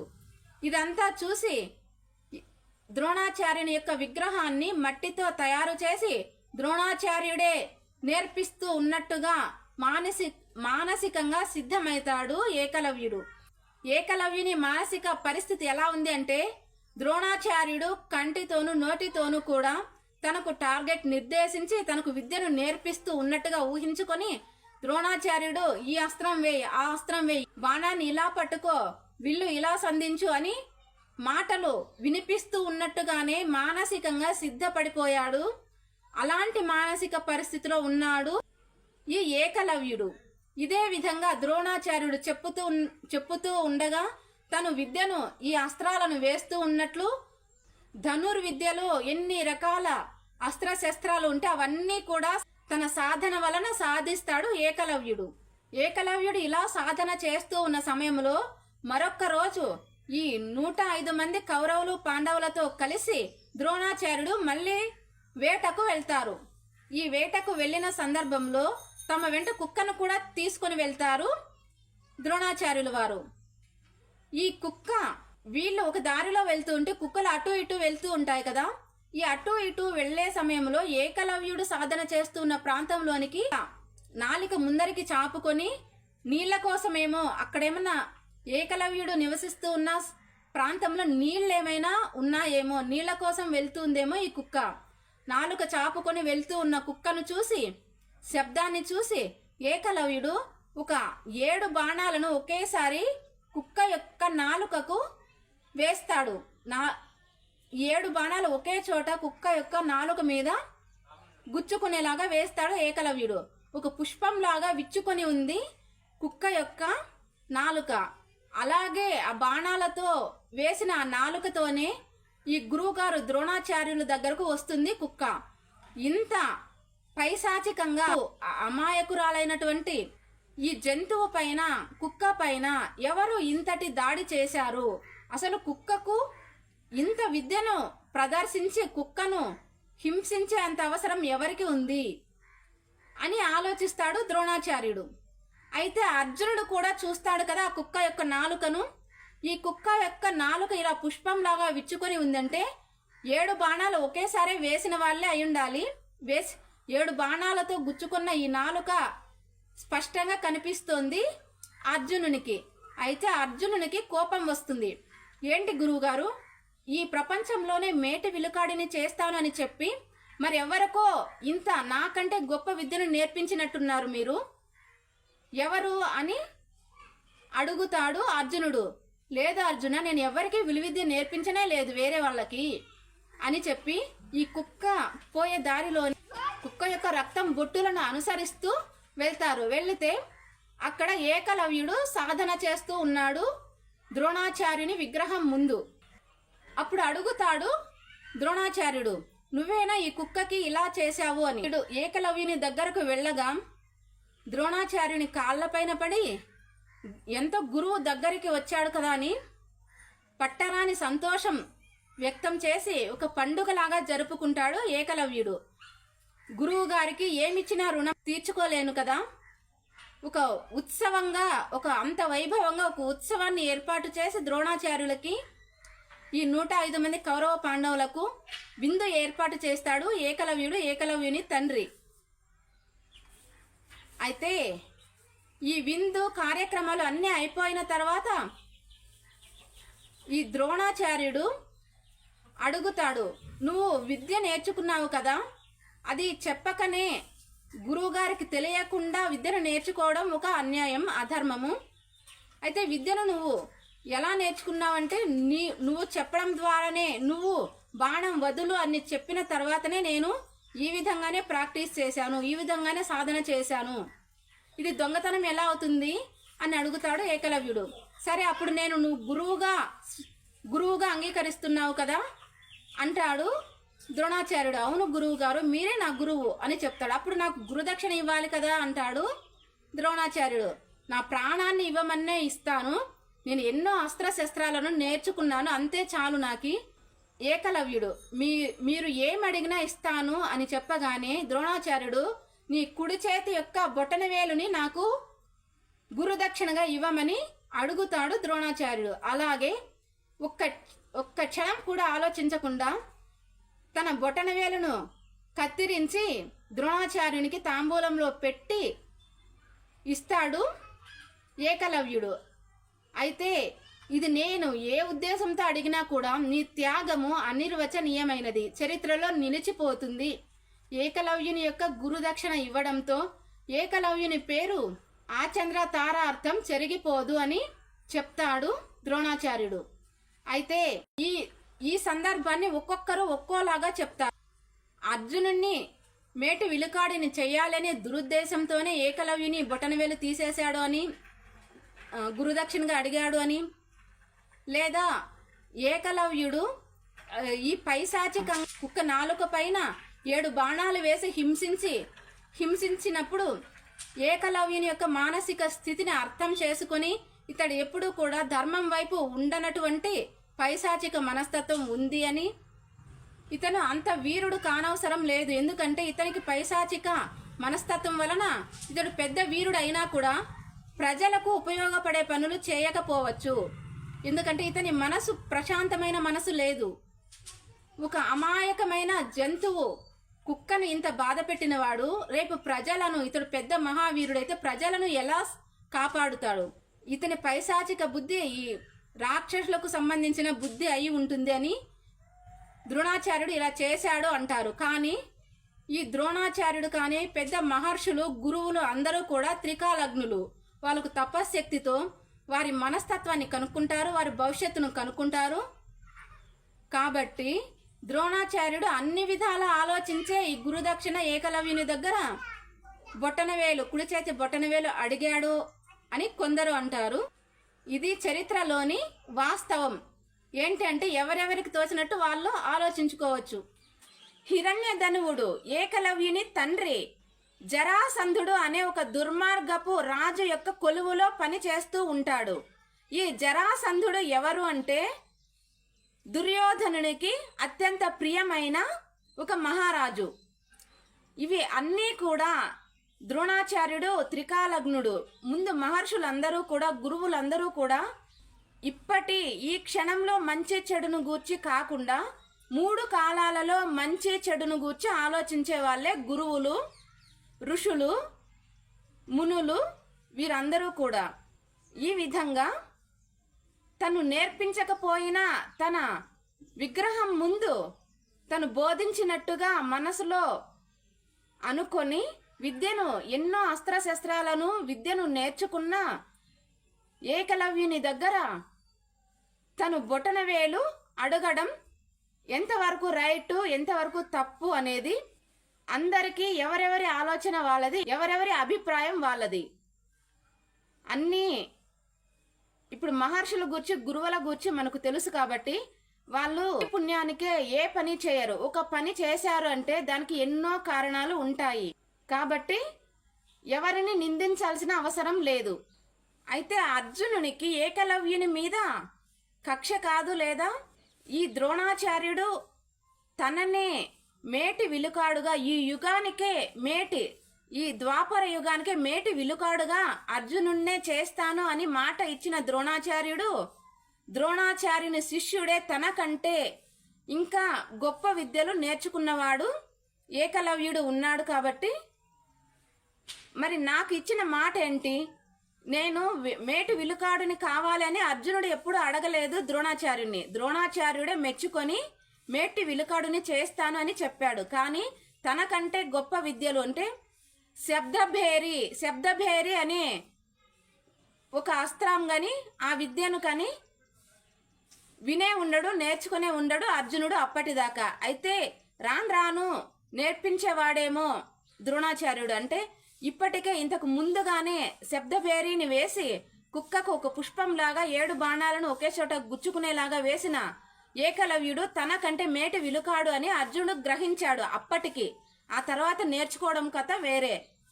కాబట్టి అప్పటికి అలా ఫీల్ అయ్యాడు. అప్పటికి అలా అర్జునుడు అభిప్రాయపడ్డాడు. ద్రోణాచార్యుడు నా ముందు ఊరికి నటించాడా, అబద్ధం చెప్పాడా, ఎందుకు ఇలా చేస్తున్నాడు, నాకు తెలియని విద్యలో ఇంకొక బాలునికి నేర్పించాడు కదా అని బాధపడ్డాడు. అంతేకాని ఏకలవ్యుని పైన కక్ష కాదు, శత్రుత్వం కాదు. ఈ విధంగా కౌరవులు పాండవులు ఎంతో సంతోషంగా ఆడుతూ పాడుతూ విద్యలు అన్నీ నేర్చుకుని పెరిగి పెద్దవారు అవుతూ ఉంటారు. అయితే గాంధారీదేవికి ఒక్కసారి ఈ గురువులు బ్రాహ్మణుల దగ్గర తెలుసుకుంటుంది. ఏమి అంటే ఐరావతి వ్రతం, పుత్రులు ఉన్న పుత్రవతి అయిన ఒక స్త్రీ ఐరావతి వ్రతం చేస్తే ఈ ఐరావతి వ్రతం వలన తమ పుత్రులు తన సంతానం 1000 కాలాల పాటు అష్ట ఐశ్వర్యాలతో ఆయురారోగ్యాలతో తులతూగుతూ ఉంటారు. వారికి ఎలాంటి హాని కలగకుండా ఈ ఐరావతి వ్రతం చేస్తారు అని తెలుసుకుంటుంది గాంధారీదేవి. కాబట్టి ఈ గాంధారీదేవి తన 100 మంది కుమారులైనటువంటి కౌరవులకు చెప్తుంది, మీరు నదికి వెళ్ళి ఒక తెల్ల ఏనుగును చేసి తీసుకురండి, నేను ఐరావతి వ్రతం చేయాలి అని చెప్తుంది గాంధారీదేవి. అయితే అలాగే 100 మంది కౌరవులు కూడా దుర్యోధనునితో పాటు దుర్యోధనుని తమ్ముళ్ళు అందరూ నదికి వెళ్ళి ఈ మట్టి ముద్దలు వేసి దాన్ని అందమైన ఏనుగును తయారు చేస్తారు. ఈ అందమైన ఏనుగును తయారు చేసిన తర్వాత ఐరావతి ఏనుగు తెల్లగా ఉంటుంది కాబట్టి తెల్ల రంగు తీసుకొని వచ్చి ఆ ఏనుగు బొమ్మకి పూస్తారు. ఎంతో అందంగా తయారు చేసి హస్తినాపుర సామ్రాజ్యానికి అంతఃపురానికి తీసుకొని వచ్చి గాంధారీదేవి ఈ హస్తినాపుర ప్రజలకు అందరికీ చెప్పి ఆహ్వానించి ఐరావతి వ్రతాన్ని చాలా గ్రాండ్గా గొప్పగా ఆకాశమంత పందిరి వేసి వ్రతాన్ని చేస్తుంది గాంధారీదేవి. ఇంత గొప్పగా చేసిన వ్రతానికి ఐరావతి వ్రతానికి పాండవులకు కానీ పాండవుల యొక్క తల్లి కుంతీదేవికి కానీ ఆహ్వానం పంపలేదు గాంధారీదేవి. అయితే ఇదంతా గమనిస్తూ ఉన్న పాండవులు అంటే చిన్నపిల్లలు, వయసులో చిన్నవాళ్ళు కాబట్టి మా అమ్మకి ఎందుకు చెప్పలేదు ఈ వ్రతానికి, మాకెందుకు చెప్పలేదు, ఈ కౌరవులు కానీ చెప్పొచ్చు లేదా పెద్దమ్మైనా చెప్పొచ్చు కదా, ఎందుకు మా పెద్దమ్మ గాంధారీదేవి మా అమ్మకు చెప్పలేదు మాకు చెప్పలేదు, పోనీ ఎవరికి చెప్పకుండా చేస్తుందంటే కాదు, హస్తినాపుర సామ్రాజ్యం ప్రజలు అందరికీ చెప్పింది, మాకే ఎందుకు చెప్పలేదు అని చాలా దుఃఖంలో బాధలో ఉంటారు ఈ పాండవులు. అదే సమయంలో కుంతీదేవి దగ్గరికి నారద మహర్షి వస్తాడు. నారద మహర్షి జరిగేదంతా చూస్తూ ఈ ఐరావతి వ్రతం కథ కుంతీదేవికి కూడా చెప్తారు. మీరు కూడా ఐరావతి వ్రతం చేస్తే మీ పిల్లలు మీ సంతానం ఆయుర ఆరోగ్యాలతో అష్ట ఐశ్వర్యాలతో తులతూగుతూ ఉంటారు, జీవితం అంతా ఆరోగ్యంగా సంతోషంగా ఉంటారు ఈ ఐరావతి వ్రతం చేస్తే అని చెప్తాడు నారద మహర్షి కుంతీదేవికి. ఈ సమయంలోనే పాండవులు కూడా విని ఓహో అందుకేనా ఈ వ్రతం చేస్తున్నారు కౌరవులు వాళ్ళ అమ్మ కలిసి, వాళ్ళు బొమ్మ ఏనుగు చేసి మట్టి ఏనుగుకి తెల్ల రంగు పూసి అంటే మా పెద్దమ్మ గాంధారీదేవి దగ్గర చేపిస్తున్నారు కదా ఈ వ్రతము, మేమైతే నిజమైన ఐరావతి ఏనుగునే తీసుకుని వస్తాం అని నారద మహర్షితో అడుగుతారు.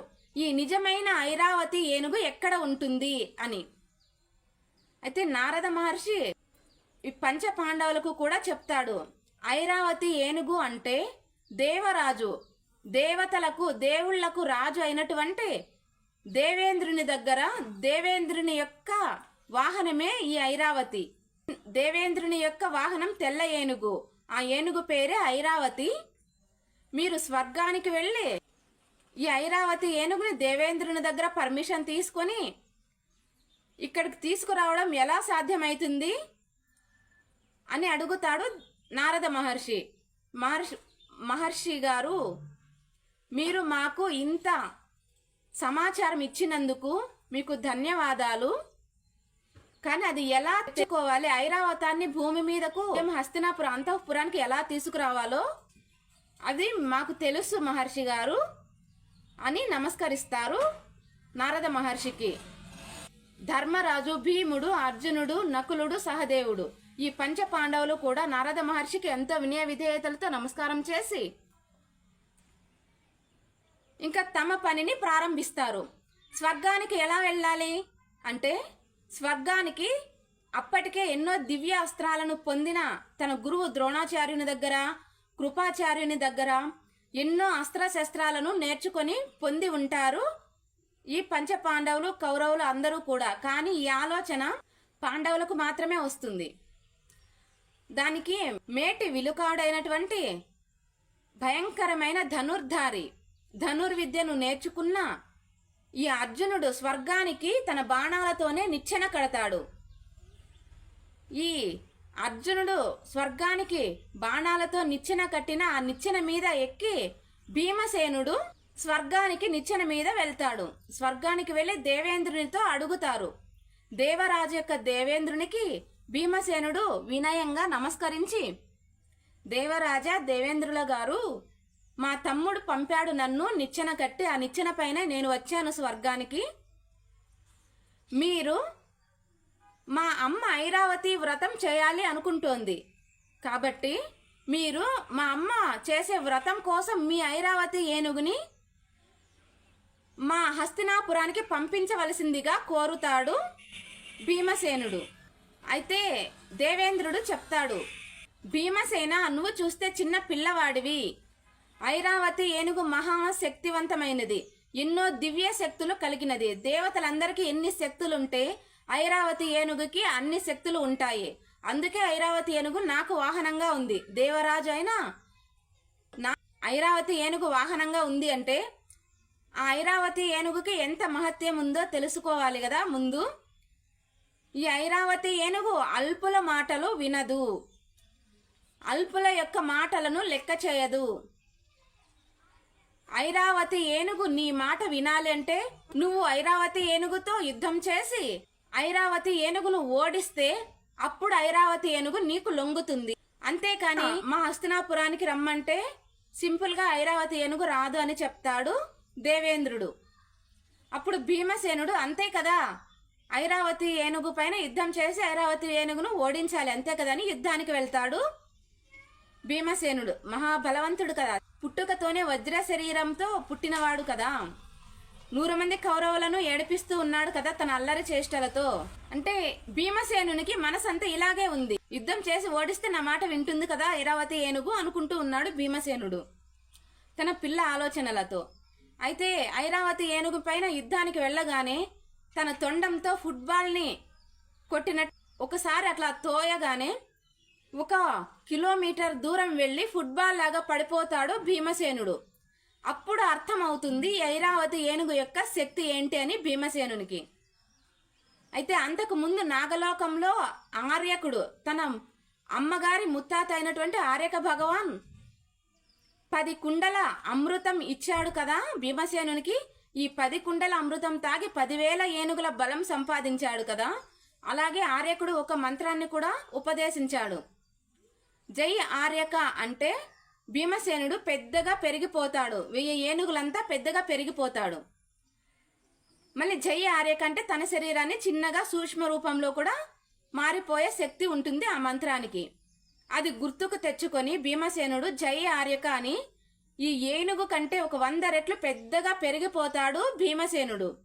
ఆ ఐరావతి ఏనుగు ఇప్పుడు భీమసేనునికి చిన్న బొమ్మలాగా కనిపిస్తుంది. తొండం పట్టుకొని తిప్పి తిప్పి తిప్పి 10 కిలోమీటర్ల దూరం పడేస్తాడు ఐరావతి ఏనుగుని భీమసేనుడు. అప్పుడు ఐరావతి ఏనుగు భీమసేనునికి నమస్కరించి భీమసేనుని తన మీద ఎక్కించుకుంటుంది. ఇప్పుడు భీమసేనుడు ఏం చెప్తే అది వింటుంది ఐరావతి ఏనుగు. అలాగే దేవేంద్రుడు భీమసేనుని ఆశీర్వదించి మీ అమ్మ చేత ఈ ఐరావతి వ్రతాన్ని గొప్పగా చేయించి సకల శుభాలు కలగాలి అని, తర్వాత ఏనుగుని దేవలోకానికి రమ్మని చెప్పి ఐరావతి వ్రతం ముగియగానే ఏనుగుని స్వర్గానికి రమ్మని ఆదేశిస్తాడు దేవేంద్రుడు. భీమసేనుని ఆశీర్వదిస్తాడు. అలాగే భీమసేనుడు ఆ ఏనుగు మీద కిందికి వచ్చి తన అమ్మ కుంతీదేవి దగ్గర నిజమైన ఐరావతి ఏనుగుని తీసుకుని వచ్చి ఐరావతి వ్రతం ఈ కౌరవుల అమ్మ గాంధారీదేవి పెద్దమ్మ చేసిన ఐరావతి వ్రతం కంటే ఇంకా గ్రాండ్గా ఇంకా గొప్పగా ఈ ఐరావతి వ్రతం చేయిస్తారు పంచపాండవులు కుంతీదేవి దగ్గర. ఇప్పుడు చూశారు కదా కుంతీదేవి యొక్క గొప్పతనం ఏంటి. కుంతీదేవి ఇంత మహావీరులకు జన్మనిచ్చింది. మన సనాతన సాంప్రదాయము సనాతన ధర్మంలో పిల్లలని ఎలా పెంచాలి అంటే కుంతీదేవి ఒక ఆదర్శమైన మాతృమూర్తి. కానీ కౌరవులు తమ పెద్దమ్మ గాంధారీదేవి తమకు ఐరావతి వ్రతానికి పిలవకపోయినా పాండవుల తల్లి కుంతీదేవి ఎంతో వినయ విధేయతతో గాంధారీదేవిని తమ పెద్దమ్మైన గాంధారీదేవిని పిలుచుకొని వచ్చి ముఖ్య అతిథిగా తమ పెద్దమ్మనే కూర్చోబెట్టి కుంతీదేవి వ్రతం చేసి అందరి చేత మంచి పేరు తెచ్చుకుంటుంది. ఇప్పుడు తెలిసిందా పాండవులు అంటే ఏంటి, అర్జునుడు అంటే ఏంటి, భీముడు అంటే ఏంటి, కౌరవులు అంటే ఏంటో కూడా మనకు అర్థమైంది కదా. ఈ హస్తినాపుర అంతఃపుర గురుకులంలో ద్రోణాచార్యుని వద్ద కొన్ని వందల మంది ఇతర రాజ్యాల నుంచి రాకుమారులకు కూడా విద్యను బోధిస్తూ ఉంటాడు ద్రోణాచార్యుడు. అదే సమయంలో కుంతీదేవి యొక్క పెద్ద కుమారుడు ప్రథమ పుత్రుడు అయిన కర్ణుడు వసుసేనుడు అనే పేరుతో పిలుచుకుంటూ అతిరథుడు రాధ ఇద్దరు కూడా ఈ తమ కుమారుడైనటువంటి కర్ణుణ్ణి కూడా ద్రోణాచార్యుని వద్దకే విద్యలు నేర్చుకోవడానికి పంపిస్తారు. ఈ కౌరవులు పాండవులతో సహా కర్ణుడు కూడా అతిరథుని యొక్క కుమారునిగా కర్ణుడు కూడా ద్రోణాచార్యుని వద్ద విద్యలు నేర్చుకున్నాడు. అలాగే అతిరథుడు అంటే ఈ సూత కులానికి నాయకుడు. సూత కులం ఉంటుంది కదా, ఈ సూత కులం యొక్క ఒక రాజు లాంటి వాడు. సూత కులానికి కూడా ఒక నాయకుడు, ఒక రాజు లాంటి వాడు అతిరథుడు. అతిరథుడు అంటే పేదవాడు కాదు, లేదా ఏమీ తక్కువగా పెంచలేదు కర్ణుణ్ణి. ఒక రాకుమారుని లాగానే అతిరథుడు కర్ణుణ్ణి పెంచుతూ ఉంటాడు. రథి అంటే 5,000 మంది యుద్ధ వీరులను ఒకే సమయంలో ఓడించగలిగిన వాడు రథి. అయితే కర్ణుని పెంచుతూ ఉన్న పెంపుడు తండ్రి అతిరథుడు. రథి అంటే 5,000 మందిని ఓడించేవాడు.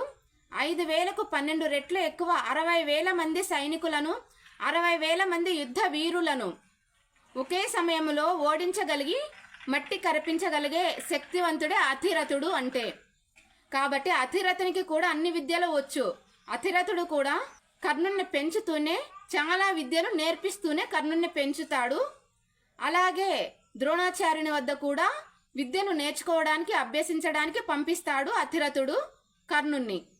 ఈ విధంగా విద్యలు నేర్చుకుంటూ ఉన్న సమయంలో ద్రోణాచార్యుడు అర్జునునికి తన హృదయంలో గొప్ప స్థానం ఇవ్వడం, ప్రియశిష్యుడు అనే స్థానం ఇవ్వడం ఈ కర్ణునికి గాని ద్రోణాచార్యుని యొక్క కుమారుడు అశ్వత్థామకి గాని అస్సలు ఇష్టం ఉండదు. ఎందుకంటే అర్జునుని సొంత కుమారుణ్ణి పక్కన పెట్టి ఇంతమంది రాజకుమారులను పక్కన పెట్టి అర్జునుడు మాత్రమే నా ప్రియ శిష్యుడు అని చెప్పడం ముఖ్యంగా ఈ దుర్యోధనునికి, కర్ణునికి, ద్రోణాచార్యుని యొక్క కుమారుడు అశ్వత్థామకి వీళ్ళెవరికి కూడా అర్జునుడిని మెచ్చుకోవడం ఇష్టం ఉండదు. అయితే అర్జునుడు అంటే ఎందుకు అంత ఇష్టం ద్రోణాచార్యునికి అంటే ఎన్నో మంచి లక్షణాలు ఉన్నాయి అర్జునునిలో. ఒకసారి భోజనం చేస్తూ ఉండగా అప్పుడు దీపాలు ఆరిపోతాయి. దీపాలు ఆరిపోయిన సమయంలో చిమ్మ చీకటిలో అర్జునుడు భోంచేస్తాడు. అయితే భోజనాన్ని ముగించేస్తాడు. అప్పుడు ఆలోచన వస్తుంది అర్జునునికి, నేను ఇంత చిమ్మ చీకటిలో అన్నం తినగలిగిన వాడిని, చిమ్మ చీకటిలో ఎందుకు నేను వేటాడకూడదు, కాబట్టి నేను చీకటిలోనే వేటాడడం నేర్చుకోవాలని అందరూ రాజకుమారులు అందరూ నిద్రపోయిన తర్వాత అర్జునుడు ఒక్కడే రాత్రిపూట మేలుకొని బయటకు వెళ్ళి ఈ వేటాడుతూ ఉంటాడు, ప్రాక్టీస్ చేస్తూ ఉంటాడు, అభ్యాసిస్తూ ఉంటాడు. ఇన్ని మంచి లక్షణాలు ఉన్నాయి కాబట్టే అర్జునుణ్ణి తన ప్రియ శిష్యునిగా చెప్తాడు ద్రోణాచార్యుడు. ఈ విధంగా విద్యలు అభ్యసిస్తూ ఉన్న సమయంలో దివ్య అస్త్రాలు, నారాయణాస్త్రం, భార్గవాస్త్రం, బ్రహ్మాస్త్రం ఇలాంటి దివ్య అస్త్రాలను అన్నింటినీ ఉపదేశిస్తాడు అర్జునునికి ద్రోణాచార్యుడు. కర్ణుడు కూడా అడుగుతాడు, నాకు కూడా ఈ దివ్య అస్త్రాలను ఉపదేశించండి గురువుగారు, నాకు కూడా ఈ దివ్య అస్త్రాలను బోధించండి, నేను కూడా నేర్చుకుంటాను అని అడిగితే ఈ దివ్య అస్త్రాలు ఎవరికంటే వాళ్ళకి బోధించకూడదు, వాళ్ళకి విలువైన బుద్ధిమంతులకు మాత్రమే ఈ దివ్య అస్త్రాలను బోధించడం జరుగుతుంది, ఉపదేశించడం జరుగుతుంది అని ద్రోణాచార్యుల వారు బోధించకపోతే ఏంటి, ద్రోణాచార్యులకి విద్యను బోధించిన పరశురాముల వారు ఉన్నారు కదా, పరశురాముల వారి దగ్గర నేను విద్యను నేర్చుకుంటాను, ఈ అస్త్రాలను అన్నింటినీ కూడా పరశురాముల వారి దగ్గర నేను పొందుతాను అని కర్ణుడు పరశురాముని దగ్గరకు వెళతాడు. అయితే వెళ్తూ వెళ్తూ మార్గ మధ్యంలో ఒక విషయం తెలుసుకుంటాడు. పరశురాముడు బ్రాహ్మణులకు మాత్రమే విద్యను బోధిస్తాడు అని తెలుసుకుంటాడు కర్ణుడు. అయితే ఇప్పుడు నేనేం చేయాలి, నేను బ్రాహ్మణుని కాదు కదా అని బ్రాహ్మణునిలా వేషం వేసుకొని బ్రాహ్మణునిలాగా వస్త్రాలు ధరించి నేను ఒక బ్రాహ్మణుణ్ణి అని పరిచయం చేసుకొని పరశురాముని వద్ద శిష్యునిగా చేరుతాడు. ఈ కర్ణునికి అన్ని మంచి లక్షణాలు ఉండడంతో వినయ విధేయతలు, విద్యను నేర్చుకోవడంలో కుతూహలము, శ్రద్ధ, భక్తి అన్నీ ఉండడంతో పరశురాముల వారు అన్ని విద్యలను నేర్పిస్తాడు కర్ణునికి. దివ్య అస్త్రాలను కూడా బోధిస్తాడు కర్ణునికి పరశురాముడు. ఇదే సమయంలో పరశురామునికి ఒకసారి బాగా అలసిపోయి నిద్ర వస్తుంది. ఈ నిద్రపోయే సమయంలో కర్ణుని కూర్చోమని కర్ణుని తొడపైన తల పెట్టుకొని బాగా నిద్రపోతూ ఉంటాడు పరశురాముల వారు. అయితే తన గురువుకి కొంచెం కూడా నిద్రాభంగం కలగకూడదని నిటారుగా కదలకుండా మెదలకుండా ఈ కర్ణుడు కూర్చొనే ఉంటాడు. ఈ సమయంలోనే తన తొడని ఎక్కడైతే తన గురువుగారు తన తొడపైన తల పెట్టుకొని నిద్రిస్తూ ఉన్నారో అదే తొడకు ఒక తుమ్మెద వచ్చి కర్ణుని యొక్క తొడను కుట్టేస్తూ ఉంటుంది. రక్తము కాలువలాగా పారుతూ ఉంటుంది, అంతలా కుట్టేస్తూనే ఉంటుంది. ఈ తుమ్మెద కూడా ఒక రాక్షసుడు. ఆ కథ తర్వాత కూడా మనం వివరించవచ్చు. ఒక శాపం వలన ఒక రాక్షసుడు తుమ్మెదలాగా మారి ఆ శాపంతోనే కర్ణునికి ఆ తుమ్మెద కుడుతూ ఉంటుంది. అయితే గురువు గారికి నిద్రాభంగం కలగకూడదని ఎంత తుమ్మెద కుట్టినా కూడా అలాగే ఉంటాడు, కదలకుండా మెదలకుండా కర్ణుడు గురువు పైన భక్తితో. కానీ ఈ రక్తం వెళ్తూ వెళ్తూ గురువు చేతికి తగులుతుంది, చల్లగా రక్తం తగలగానే గురువుకి నిద్ర లేస్తాడు. ఏంటి ఇలా రక్తం వాసన వచ్చినట్టుంది, ఇది చల్లగా ఎందుకు ఇలా తగిలింది చేతికని చూస్తే రక్తం కారుతూ ఉంటుంది, రక్తం కాలువలాగా కారుతూ ఉంటుంది కర్ణుని యొక్క తొడ నుంచి. అయితే బ్రాహ్మణుడు కదా ఈ పరశురాముల వారు చూసి కర్ణుణ్ణి, అసలు నువ్వు ఎవరు, ఒక బ్రాహ్మణునికి ఇంత ఓపిక, ఇంత ధైర్యం, ఇంత నొప్పిని భరించే శక్తి ఒక బ్రాహ్మణునికి ఉండదు, కాబట్టి నువ్వు ఎవరో నిజం చెప్పు అని అడుగుతాడు పరశురాముడు తన శిష్యుడైన కర్ణుణ్ణి. అప్పుడు నిజం ఒప్పుకుంటాడు కర్ణుడు. నేను ఒక సూత పుత్రుడిని, అతిరథుడు అనే ఒక సూతుని కుమారుణ్ణి నేను అని, నాకు విద్యలు నేర్చుకోవడం చాలా ఇష్టం, చాలా ప్రాణంగా నేను విద్యలను ప్రేమించి నేర్చుకోవాలి, కాబట్టి ఈ విద్యలు నేర్చుకోవడమే నాకు, ఎలాగైనా విద్యలను పొందాలి అని ఒక చిన్న అబద్ధం చెప్పి నేను మీ దగ్గర విద్యలను నేర్చుకున్నాను గురువుగారు అని చెప్తాడు కర్ణుడు. అప్పుడు నాకు అబద్ధం చెప్పి నన్ను మోసం చేసి నా వద్ద విద్యలు నేర్చుకున్నావు కదా, నీకు అవసరమైన సమయంలో నీకు ఏ అస్త్రాలు కూడా గుర్తుకు రావు, ఏ అస్త్రాలు కూడా నువ్వు అవసరమై ఉపయోగించాలి అన్నప్పుడు అస్త్రాలు నీకు పని చేయవు, నీ మైండ్లో అవి రావు, అస్త్రాల పేర్లను కూడా మరచిపోతావు అని శాపం పెడతాడు పరశురాముడు కర్ణునికి. అయితే కర్ణుడు, గురువుగారు నేను విద్యలు నేర్చుకోవాలి అనే పట్టుదలతోనే ఒక చిన్న అబద్ధం చెప్పాను, కానీ ఒక శిష్యునిగా మీ దగ్గర ఎలాంటి తప్పు నేను చేయలేదు, అది నీ నిద్రాభంగం కాకూడదనే నేను నొప్పి ఉన్నా కూడా భరించుకొని ఉన్నాను, మీ మీద ఉన్న ప్రేమ, మీ మీద ఉన్న భక్తితో అని చెప్తాడు కర్ణుడు. అయితే శాపాన్ని కొంచెం తగ్గిస్తాడు పరశురాముడు. భార్గవాస్త్రం, బ్రహ్మాస్త్రం ఈ 2 అస్త్రాలకే నా శాపం పరిమితం అవుతుంది, ఇంకా మిగతా అన్ని అస్త్రాలు అన్ని విద్యలు కూడా నీకు మామూలుగానే ఉపయోగపడతాయి. ఒక శిష్యునికి, ఒక మంచి శిష్యునికి ఇంత పెద్ద శాపం ఇవ్వడం నాది కూడా పొరపాటే అని పరశురాముడు ఒక దివ్య శక్తి కలిగిన విజయధనుసును కర్ణుడికిస్తాడు. తన శాపముతో బాధపడుతూ ఉన్న కర్ణునికి అజేయమైన విజయధనుసును కానుకగా ఇస్తాడు పరశురాముడు. ఈ ధనుస్సు చేతిలో ఉన్నంతసేపు కర్ణుని ఎవరూ ఓడించలేరు. ఫ్రెండ్స్, ఈ వీడియో పైన మీ అభిప్రాయాలను, మీ విలువైన అభిప్రాయాలను కామెంట్స్ రూపంలో తెలియచేయండి.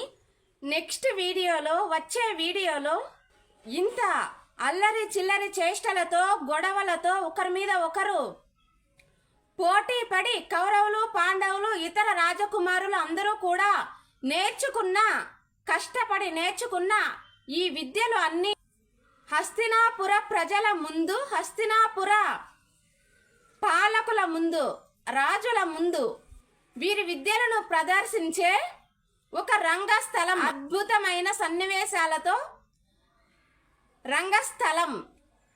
యువరాజులైన కౌరవులు, పాండవులు, ఇతర రాకుమారులు అందరూ కూడా తమ గురువు అయినటువంటి ద్రోణాచార్యుడు నాకు గురుదక్షిణగా, అలాగే ద్రుపద రాజును కట్టి బంధించి నా కాళ్ళ మీద పడవేయాలి అని ద్రోణాచార్యుడు కౌరవులకు, పాండవులకు చెప్తారు. ఇదే నా గురుదక్షిణ అని చెప్తాడు ద్రోణాచార్యుడు. ఫ్రెండ్స్, ఎన్నో ఆసక్తికర సన్నివేశాలతో నిండిన నెక్స్ట్ వీడియో అస్సలు మిస్ కాకండి.